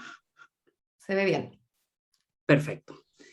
Bueno, junto con agradecer la invitación, la verdad es que quiero ir directamente a lo que nos convoca. Dentro de esto, plantear un elemento bastante básico. El título es Desafíos para la gestión de emergencias desde la comunidad, pero quiero señalar que hoy día lo que yo quiero no es entregar información del último tiempo, sino que más bien quiero volver a lo básico de esta área donde yo me he desarrollado por mucho tiempo, que se llama a nivel internacional Emergency Management, un ámbito que es poco conocido en Chile, pero por lo tanto quiero hacer esa salvedad. No voy a compartir elementos que sean quizás tan específicos, quiero irme más bien a los principios, a elementos rectores que pueden servir en definitiva para enfrentar cualquier crisis o emergencia, pero que son parte, ¿cierto?, de los fundamentos, de lo básico, y que así poder quizás aportar un poco a motivar la conversación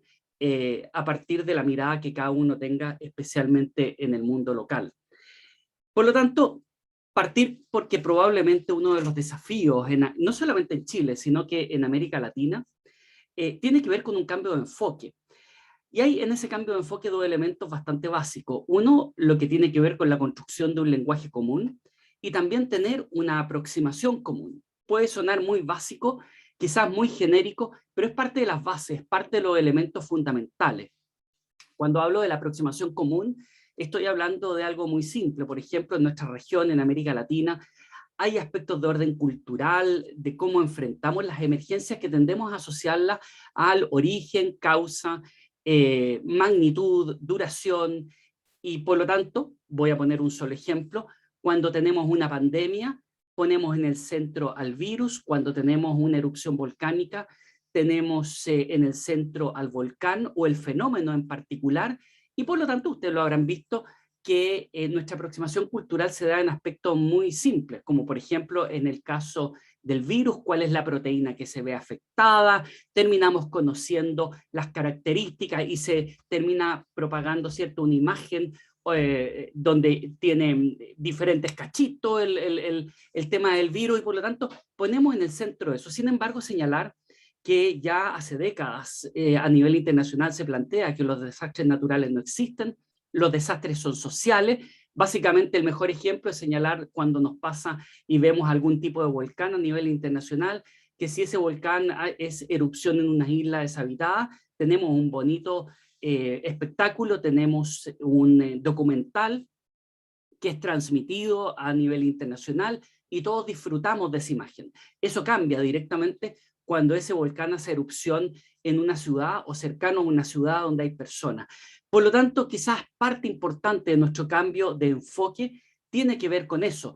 De hecho, es muy particular porque a nivel internacional, especialmente en el ámbito multilateral, en la región de América Latina y el Caribe, el ámbito de emergencia, de catástrofes o desastres humanitarios está muy asociado a los departamentos o a las direcciones o unidades de cambio climático hoy día, porque nuevamente lo que ponemos en el centro es el fenómeno y no ponemos a las personas.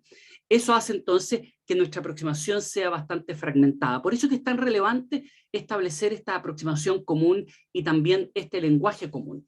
Pero aquí básicamente tenemos 4 grandes dimensiones que debemos siempre reconocer en esta operación o en este funcionamiento frente a una emergencia. En el antes, durante o después, o como en términos de ciclo de vida de la emergencia, hablaríamos de mitigación, prevención como una fase, preparación, respuesta, recuperación y no reconstrucción. Eso también nos permite generar un lenguaje común. ¿Por qué digo recuperación y no reconstrucción? Porque nuevamente volvemos. En el caso chileno hablamos mucho de reconstrucción y por lo tanto eso está asociado a una cultura muy vinculada al terremoto, y como nos centramos en el origen y causa, nos centramos también en la destrucción física, en lo que es la infraestructura. Pero la fase desde el punto de vista de emergencia es de recuperación, es decir, eventualmente puede incorporar elementos de reconstrucción física o de infraestructura, pero básicamente es la recuperación del bienestar económico, social, físico, emocional de las comunidades. Y por lo tanto volvemos nuevamente a ese elemento. ¿Cuán relevante es lo social? Finalmente, si uno hablase desde el punto de vista de administración, estaríamos hablando que el core business de esta área tiene que ver con la comunidad.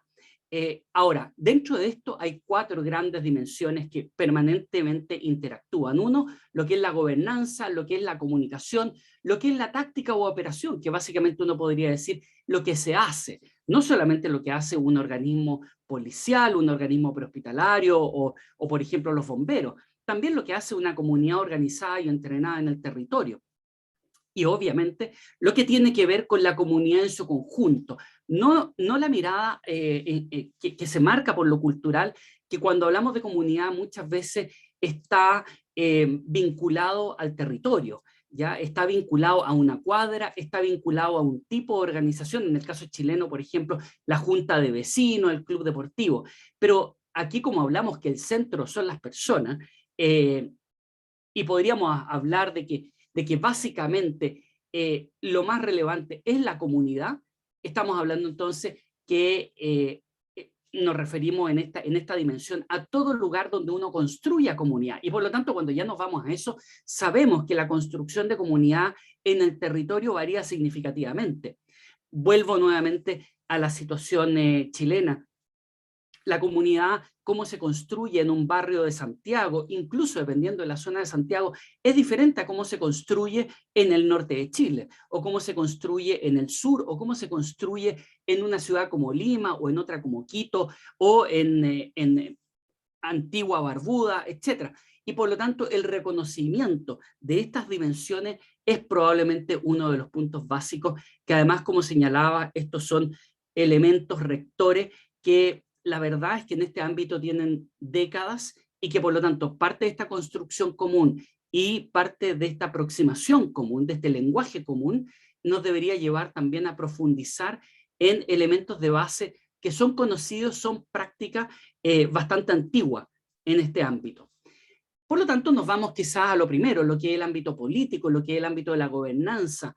Tiene que ver con comprender, entre otras cosas, que las emergencias son muy políticas, y son muy políticas porque son sociales. Las grandes decisiones en materia de emergencia tienen que ver con la política, tienen que ver con la gobernanza, y por lo tanto estamos hablando que en esta aproximación y en esta gestión la gobernanza es clave, y ahí entonces tenemos lo que tiene que ver con el ámbito de la conducción, el liderazgo, la credibilidad, la transparencia.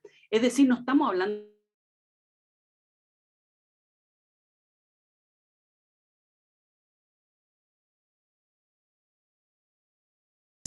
desde la base hacia arriba, donde los niveles centrales van en apoyo y no en reemplazo de los niveles locales. Y eso obviamente tiene que ver también con lo que es la conducción, lo que es el liderazgo, la credibilidad, la transparencia. Estamos hablando también de integración no solo horizontal, sino que también la integración que es de carácter vertical.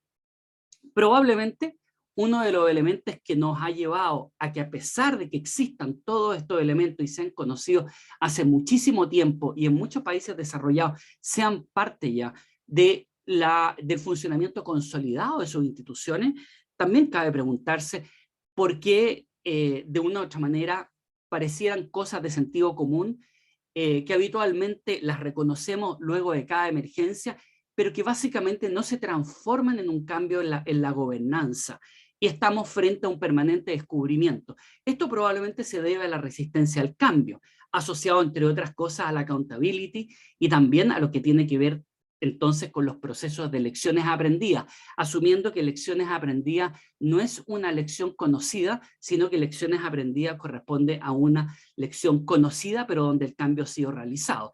Es decir, si no hay cambio, no hay lección aprendida. Otro elemento importante que nos debe llevar entonces a que parte de lo que conversamos hoy día podamos también comprender la relevancia de transformarlo en un cambio que sea efectivo en cada una de las dimensiones que quiero compartir hoy día con ustedes. Por otra parte, lo que tiene que ver con el community engagement asociado a la comunicación. La comunicación es un medio. Todo lo que se dice, lo que se hace, comunica, y por lo tanto el gran canal de vinculación asociado, por ejemplo, a la gobernanza, al liderazgo, tiene que ver con la comunicación. Pero cuando estamos hablando de comunicación en el amplio sentido de la palabra, estamos hablando de la necesidad de simplificar y masificar, de involucrar. Tenemos que evolucionar del término del verbo participar a un término de involucrar, donde obviamente es algo mucho más relevante y es parte del lenguaje que hoy día se utiliza. Ahora, simplificar y masificar la información y la comunicación en general implica como consecuencia entonces involucrar, pero también implica la posibilidad de hacer llegar información en un ámbito que quizás hoy día se ha hablado y se señala comunicación de riesgo, pero que básicamente tiene que ver con algo muy simple: el derecho a saber qué tienen las personas, el derecho a saber sus riesgos, las amenazas, los peligros, qué tienen que hacer en caso de.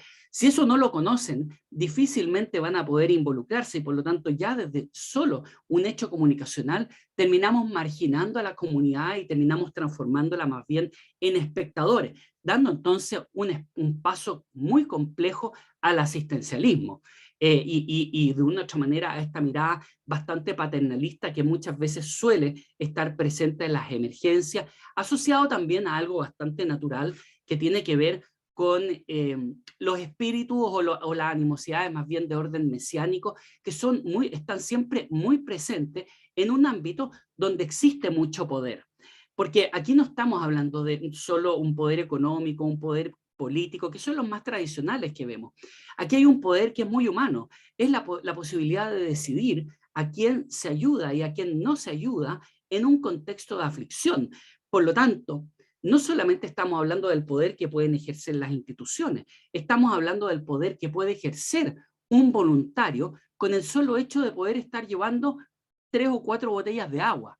Y por lo tanto es fundamental en este sentido volver a lo básico y comprender la relevancia de estar siempre enfatizando estos elementos. No solamente táctica, es fundamental profesionalizar. Cuando profesionalizar, también lo saco del lenguaje habitual, no tiene que ver con una profesión en particular. De hecho, en general, en América Latina, y el Caribe, no hay mayores especializaciones en esta área, no es un área particularmente normada, es una debilidad que tenemos desde el punto de vista de gestión, a diferencia de países desarrollados donde las emergencias son un componente de la seguridad pública, no solo en materia de su dependencia, sino que también desde el punto de vista de su ejercicio, sea de manera voluntaria o sea de manera remunerada. Es un área que está normada, que tiene estándares, y por lo tanto, como tiene normas, tiene estándares, hay accountability, hay rendición de cuenta y responsabilidad clara y definida, no con el fin de buscar culpabilidad. Obviamente la responsabilidad implica hacerse responsable de si algo se ha hecho de manera incorrecta, pero principalmente porque las normas y los estándares nos fijan un parámetro objetivo para poder ir evaluando y ir generando cambio y mejora continua. Pero también tenemos un elemento de transparencia activa, es decir, no esperar que alguien nos pregunte algo, sino que la necesidad y urgencia porque las instituciones que trabajan tomen la iniciativa en materia de transparencia, no solamente el Estado. Hoy día vemos, por ejemplo, cómo lo que podría ser Haití, una experiencia al igual que Afganistán y como lo ha sido Somalia, en términos de una intervención humanitaria o una respuesta humanitaria fallida. Pero eso está lejos de ser una responsabilidad meramente de, por ejemplo, fuerzas militares o fuerzas de paz. Estamos viendo principalmente lo que tiene que ver con cómo las organizaciones se hacen responsables de su intervención en el territorio, y eso implica, entre otras cosas, también rendir cuenta respecto de su gestión económica, social, etc. Es pasar del voluntariado al voluntarismo. Y aquí quiero hacer, del voluntarismo al voluntariado, y aquí quiero hacer el énfasis en términos de que esto no es solamente tener ganas de ayudar, no es solamente querer ayudar, aquí hay una responsabilidad. Trabajamos con el dolor de las personas, con el dolor de sus comunidades, independiente del origen o causa. No somos más que números y por lo tanto los grandes promedios son una amenaza permanente en materia del diseño y la gestión social. Y por lo tanto, lo que tiene que ver con el voluntariado implica los elementos anteriores, ¿ya? Creo que muchas veces la buena voluntad y el voluntarismo está muy vinculado a precisamente querer ayudar, pero centrado en quien ayuda, no quien es el ayudado. Y por lo tanto volvemos a lo mismo, un lenguaje y una aproximación que sea desde las personas y hacia las personas, y no desde las instituciones y hacia las instituciones. En este contexto, desde el voluntario hacia las personas que puedan ser víctimas o que sean víctimas dependiendo del momento en el cual se enfrenten, y no del voluntariado o del voluntario hacia el voluntario. Estamos hablando obviamente de transparencia, que creo que es uno de los tremendos desafíos que se viene precisamente en nuestra región de América Latina y el Caribe por un tema de desconfianza creciente que hay en las instituciones. ¿Ya? Por otra parte, también señalar que esto supera con creces lo que es meramente táctica, como habría dicho Benedetti, ¿cierto? También es estrategia, y aquí hay un elemento también base respecto de eso. No es solo respuesta, y por lo tanto desde y hacia las personas. Desde el punto de vista de comunidad, quizás entonces la cuarta y gran dimensión tiene que ver con involucrar y no participar. Entender al otro como un legítimo otro, pero eso implica también reconocerlo, y eso entonces va en contra de lo que es una mirada centralista, lo que es una mirada mesiánica, donde yo llego desde el exterior, donde tengo una aproximación top-down, versus la aproximación bottom-up desde la base. Estamos hablando de asistencialismo o co-construcción. Siempre hablamos de que uno requiere construir comunidades más resistentes y resilientes, y por lo tanto el asistencialismo lo que hace básicamente es dejar que ese músculo funcione, y al dejar que ese músculo funcione, obviamente no estamos cumpliendo con ese fin. Por lo tanto, la co-construcción, el involucramiento, más que la participación de los niveles locales, es clave. Y ese involucramiento no tiene que ver solamente como un receptor de ayuda, sino que tiene que ver, entre otras cosas, con la preparación que establece que la primera ayuda en el territorio es a partir de una integración horizontal. Por ejemplo, entre las familias, entre los vecinos, entre el barrio, entre los diferentes barrios de una comuna, y cuando llegamos a un nivel municipal, por ejemplo, de administración de un territorio, bueno, entre municipalidades y no necesariamente pensando inmediatamente en una aproximación vertical top-down. Estamos hablando de un enfoque apreciativo y empático, es decir, no respecto de la resolución de problemas. En este sentido, estamos hablando de descubrir lo mejor que existe. Lo que es una capacidad en un lugar no necesariamente va a ser la misma capacidad en el otro. Lo que puede hacer en materia de lenguaje, yo siempre pongo un ejemplo. Cuando uno está en una zona en Chile, en la zona central, por ejemplo, uno habla de marraqueta, pero si uno se va al norte o al sur, eso puede ser pan francés o puede ser pan batido, y por lo tanto el lenguaje que se construye en el territorio es parte importante de esa capacidad, y por lo tanto en general se comprende que los niveles externos van en apoyo y no en reemplazo de los niveles locales.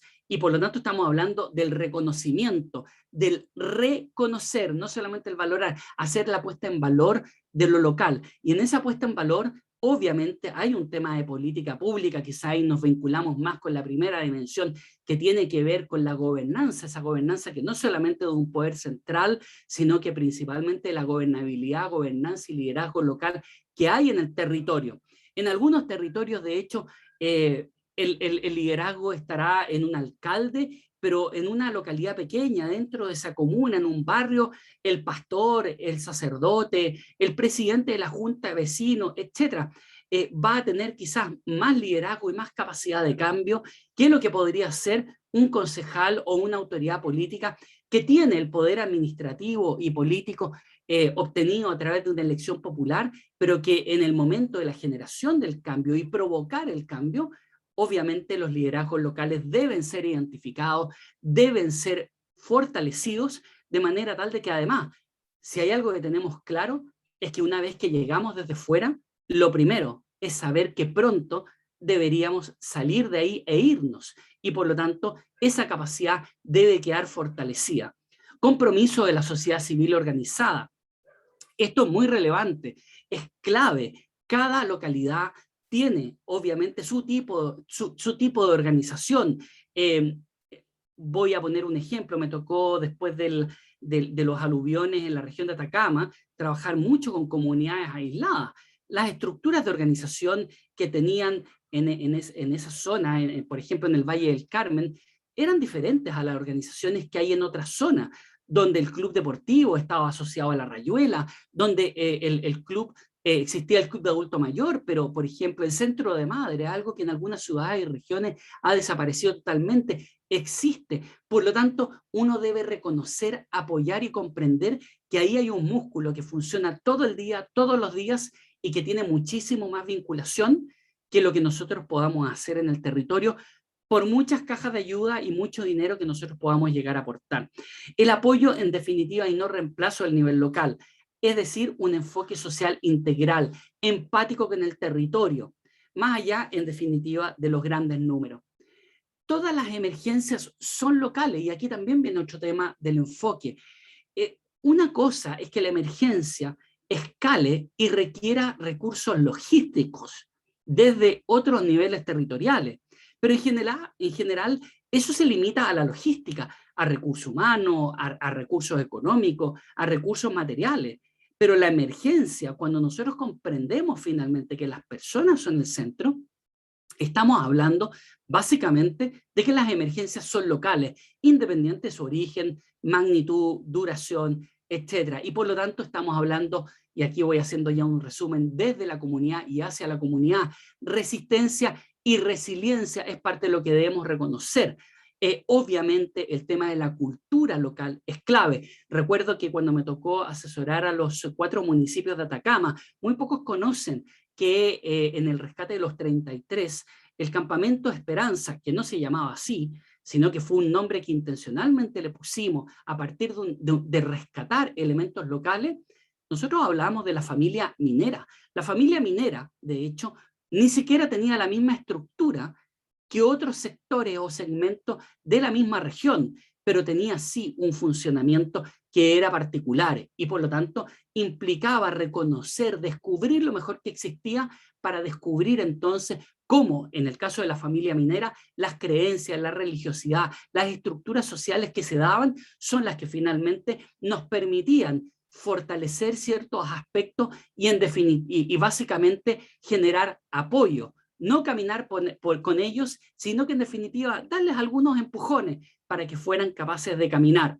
El respeto, muchas veces el no reconocimiento de esta cultura y estas capacidades implica un tema de tensiones innecesarios que probablemente está asociado a la experiencia de aquellos que ingresan con mucha voluntad, con mucho deseo, pero que termina siendo quizás a veces avasallador en términos de estos aspectos sociales de carácter local. Haití es un ejemplo muy claro, donde básicamente después del terremoto del 2010, la cantidad de ONGs y fundaciones operando en ese territorio se calculaba que podían ser entre 3.000 y 10.000 organizaciones territoriales de diferentes partes del mundo, lo cual generó y genera hasta el día de hoy muchísimas tensiones al interior, no comprendiendo, entre otras cosas, los aspectos de orden tribal, cultural, religioso que había en el lugar, y por lo tanto, básicamente uno en el tiempo terminaba dándose cuenta en Haití que muchas de estas organizaciones estaban con sus proyectos y su propio proyecto social, cultural, religioso, político, trabajando en ese territorio. Y por lo tanto existía una distancia y mucha rabia y mucha tensión al interior de este territorio. Por eso que yo hablo de que Haití, más allá de la intervención que puede haber y que muchas veces nos asociamos a uno o a más gobiernos en particular, o las fuerzas militares, la verdad es que el gran desafío de Haití tiene que ver con una respuesta social fallida, de la cual hasta el día de hoy no nos hacemos cargo, y por lo tanto es una situación que, a pesar de la gran cantidad de millones de dólares invertidos, no presenta mejoras, y que urge que estos aprendizajes sean de una otra manera aplicados en las intervenciones de respuesta humanitaria. Y por lo tanto vamos en apoyo y no en reemplazo de las comunidades. Es decir, vamos más allá del origen, causa, magnitud, complejidad y duración. En definitiva, ser y comprender que aquí hay 4 grandes dimensiones que están permanentemente vinculadas en interacción, son muy dinámicas, que lamentablemente muchas veces creo que hemos terminado por olvidar estos aspectos básicos, por internalizar el conocimiento que hay a nivel internacional y transformarlo en una aproximación sistemática al manejo de las emergencias. Hemos terminado transformando los aspectos de comunicación en un elemento de medios de comunicación y la táctica en un elemento meramente de respuesta operativa, sin comprender el necesario equilibrio que debe existir en estas 4 grandes dimensiones, entre ellas, por ejemplo, la relevancia que tiene que ver con el liderazgo, y que no solamente está asociado a las instituciones formales, sino que muchas veces ese liderazgo y conducción está precisamente más bien en la comunidad en particular, a partir de liderazgos que se visibilizan en el diario vivir, a partir de acciones comunitarias, pero que en materia de emergencia pasan a tener una relevancia fundamental. Y por lo tanto, estamos hablando que las emergencias son un componente de la seguridad pública, y eso básicamente no es delito, origen, causa, magnitud, duración, ¿cierto? No es delito, no es un tema táctico asociado al tema policial, sino que en definitiva las personas son el centro, y por lo tanto cuando hablamos de seguridad pública, dentro de eso, desde el punto de vista de emergencias en general, estamos hablando en realidad de protección y bienestar. Estamos hablando de que cada vida importa, y que, por cierto, somos más que un número, especialmente en una cultura en la cual solemos ver desde un punto de vista centralizado la aproximación a las emergencias, donde lo que termina primando muchas veces son los números globales, generales, los promedios, pero los promedios ocultan información, y cuando estamos hablando de emergencia, ocultamos seres humanos, ocultamos comunidades, y esos promedios terminan también ocultando el dolor.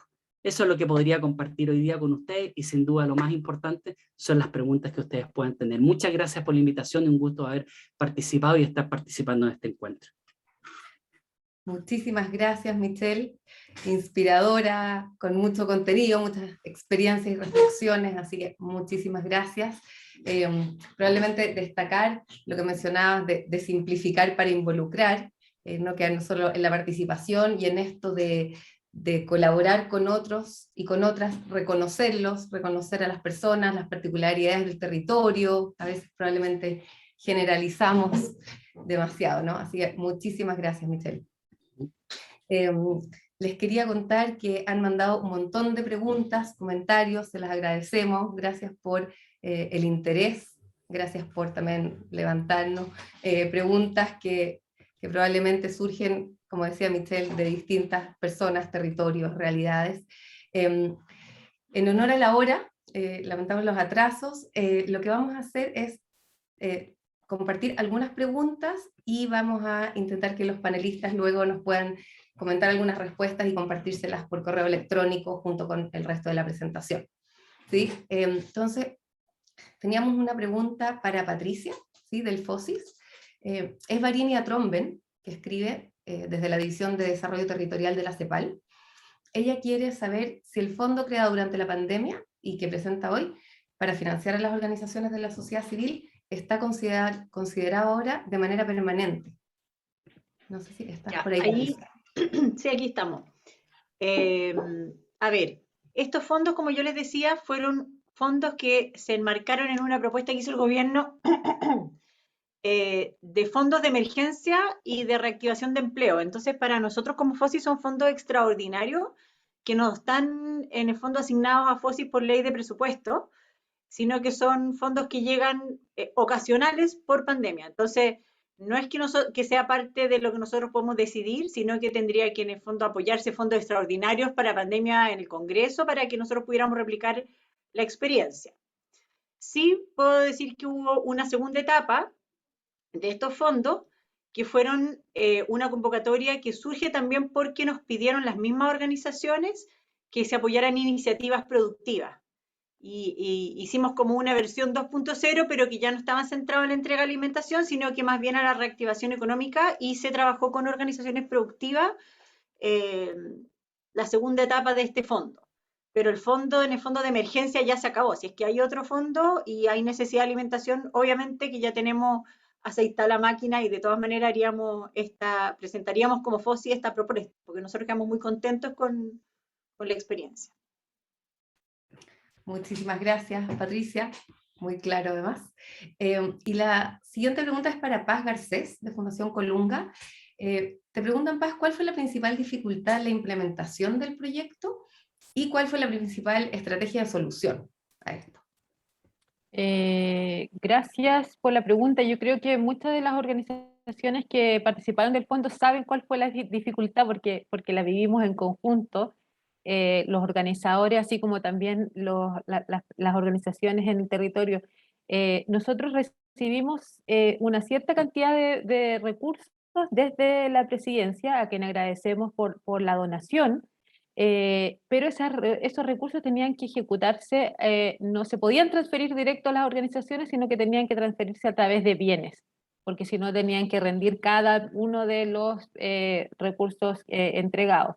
Entonces tratamos de hacerlo de manera lo más personalizado posible, pero fueron cajas personalizadas, y eso requirió de mucho esfuerzo desde las organizaciones comunitarias hasta la persona que tuvo que armar las cajas. Entonces eso para nosotros fue algo que nos costó bastante, pero tratamos de considerar las distintas necesidades. Les mandamos como una lista de supermercados para que las personas en las organizaciones fueran eligiendo los productos que querían, pero esto claramente no permite activar el comercio local. No permite considerar necesidades como, por ejemplo, las personas que tienen diabetes o tienen otro tipo de requerimientos que no pueden comprar ellos, y también muestra una falta de confianza desde los pesos que salen del Estado, y eso yo lo entiendo desde el Estado, pero también a lo mejor en una situación de emergencia podría darse cierta flexibilidad para que pudieran rendir de una manera más simple.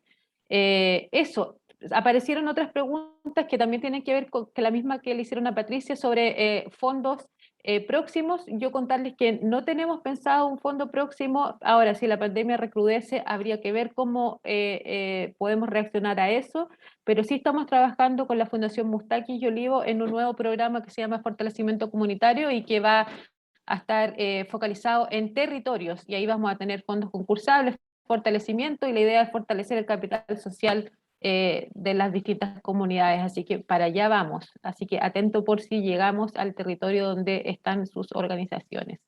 Gracias, Yael. Muchísimas gracias, Paz. Vamos a tomar una última pregunta para Michelle. Michelle, si nos pudieras comentar brevemente, desde tu experiencia y tu enfoque, ¿cuál crees que es el rol de los gobiernos locales en la gobernanza de las experiencias que has mencionado? O sea, son clave, y la verdad es que desde el punto de vista del Estado es la primera línea de respuesta, ¿ya? Además son los que están ahí, son los que conocen las necesidades desde el punto de vista de la política pública. Por lo tanto son claves. Creo que hoy día se ha dado un paso importante a partir de las gobernaciones, que genera un enlace o un vínculo con el nivel central que es importante, pero que donde hay que definir todavía cuál va a ser su rol en materia de emergencia, hay que entregarle recursos, pero no nos olvidemos que del solo hecho de que tengamos una autoridad regional que ha sido electa por los ciudadanos, ya genera un aporte importante en este encadenamiento de esfuerzos. Sin embargo, nunca nos olvidemos, este encadenamiento de esfuerzos va desde la base, y eso implica la comunidad organizada, entrenada, preparada e involucrada, y ese encadenamiento sigue entonces hacia los niveles centrales, donde los niveles centrales van en apoyo a los niveles locales. Ahora, creo que ahí simplemente señalar la importancia más aún, no solamente de los municipios, sino que también desde el punto de vista de la comunidad, cómo se comprende. La comunidad organizada y entrenada son una extensión de los equipos profesionales de respuesta. Ese es el lenguaje, ese es el enfoque que uno debería comprender y valorar la acción de la comunidad. Eso hace entonces que cuando la emergencia escale y requiera de un apoyo externo, por ejemplo, obviamente tú tengas una comunidad que en este engranaje es capaz de ir enganchándose y funcionando. Por lo tanto, aquí hablamos de un encadenamiento de esfuerzos que es sumamente relevante y que, como yo lo señalaba en mi presentación, lamentablemente tenemos un enfoque que hay que cambiar porque nuestro enfoque tiende a ser bastante fragmentado.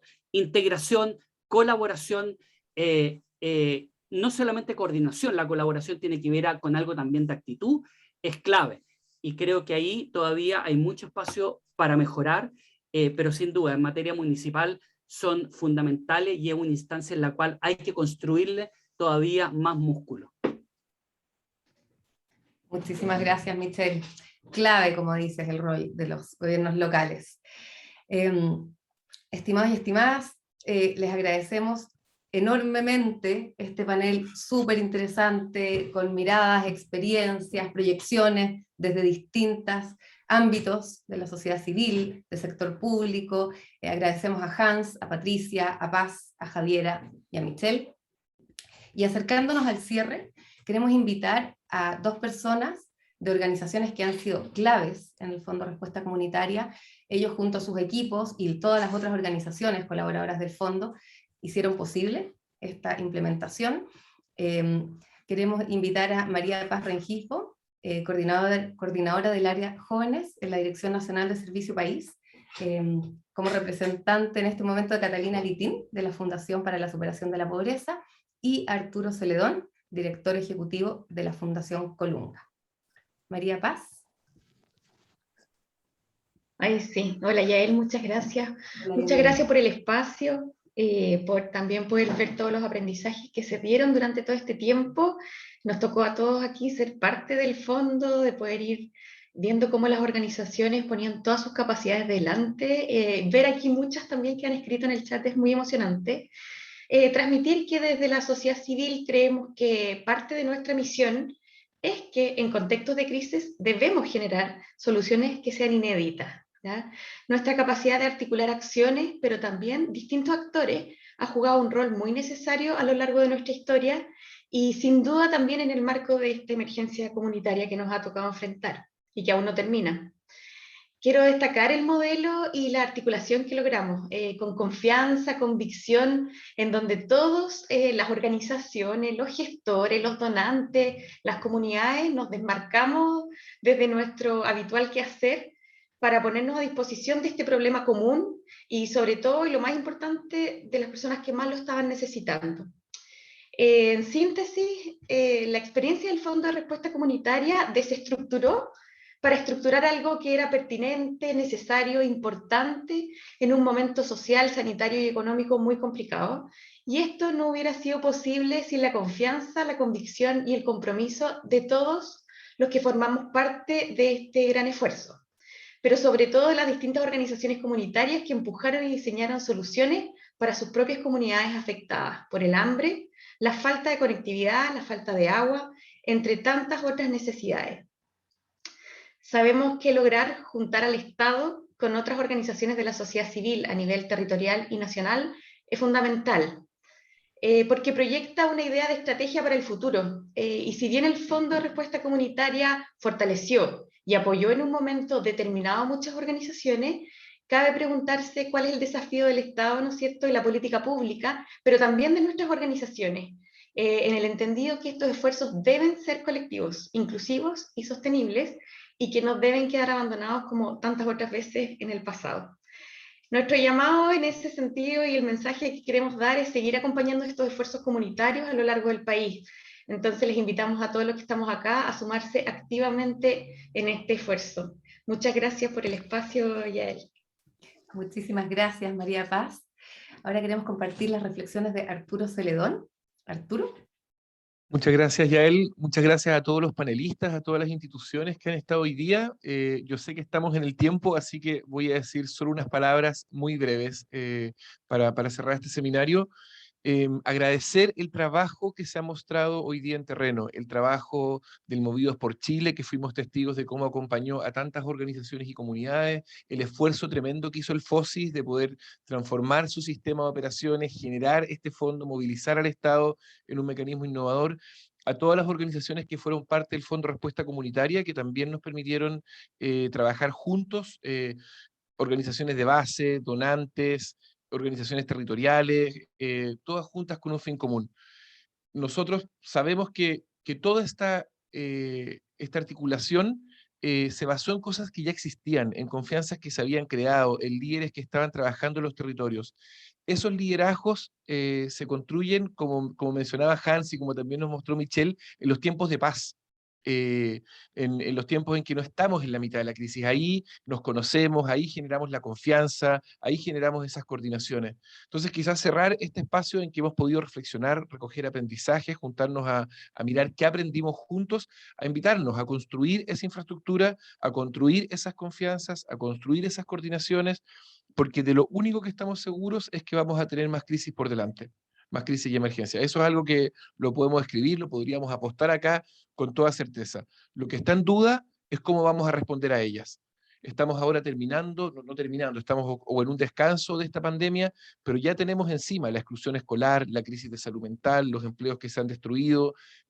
Esta post-crisis, ¿la vamos a enfrentar con los mismos mecanismos que teníamos para antes o vamos a tomar los aprendizajes y vamos a trabajar juntos para enfrentarla en comunidad? Creo que esa invitación es emocionante ver a organizaciones de la sociedad civil, organizaciones filantrópicas, al Estado colaborando juntos y desafiarnos a que sigamos haciéndolo. Tenemos mucho por delante, mucho que hacer y ojalá que los aprendizajes que hemos sacado nos inviten a construir una sociedad que no deje a nadie atrás, donde todos sepamos de que hay una mano, que va a haber alguien, una institución, una comunidad, una organización que va a acudir por aquellos que necesiten ayuda cuando esto sea necesario. Agradecer a todos los participantes, agradecer a todos los asistentes, y qué bueno que nos demos el tiempo y el espacio para compartir las reflexiones, porque si no, si estamos solo en la acción, nunca vamos a mejorar ni vamos a tener ese país que sabemos que todos nos merecemos.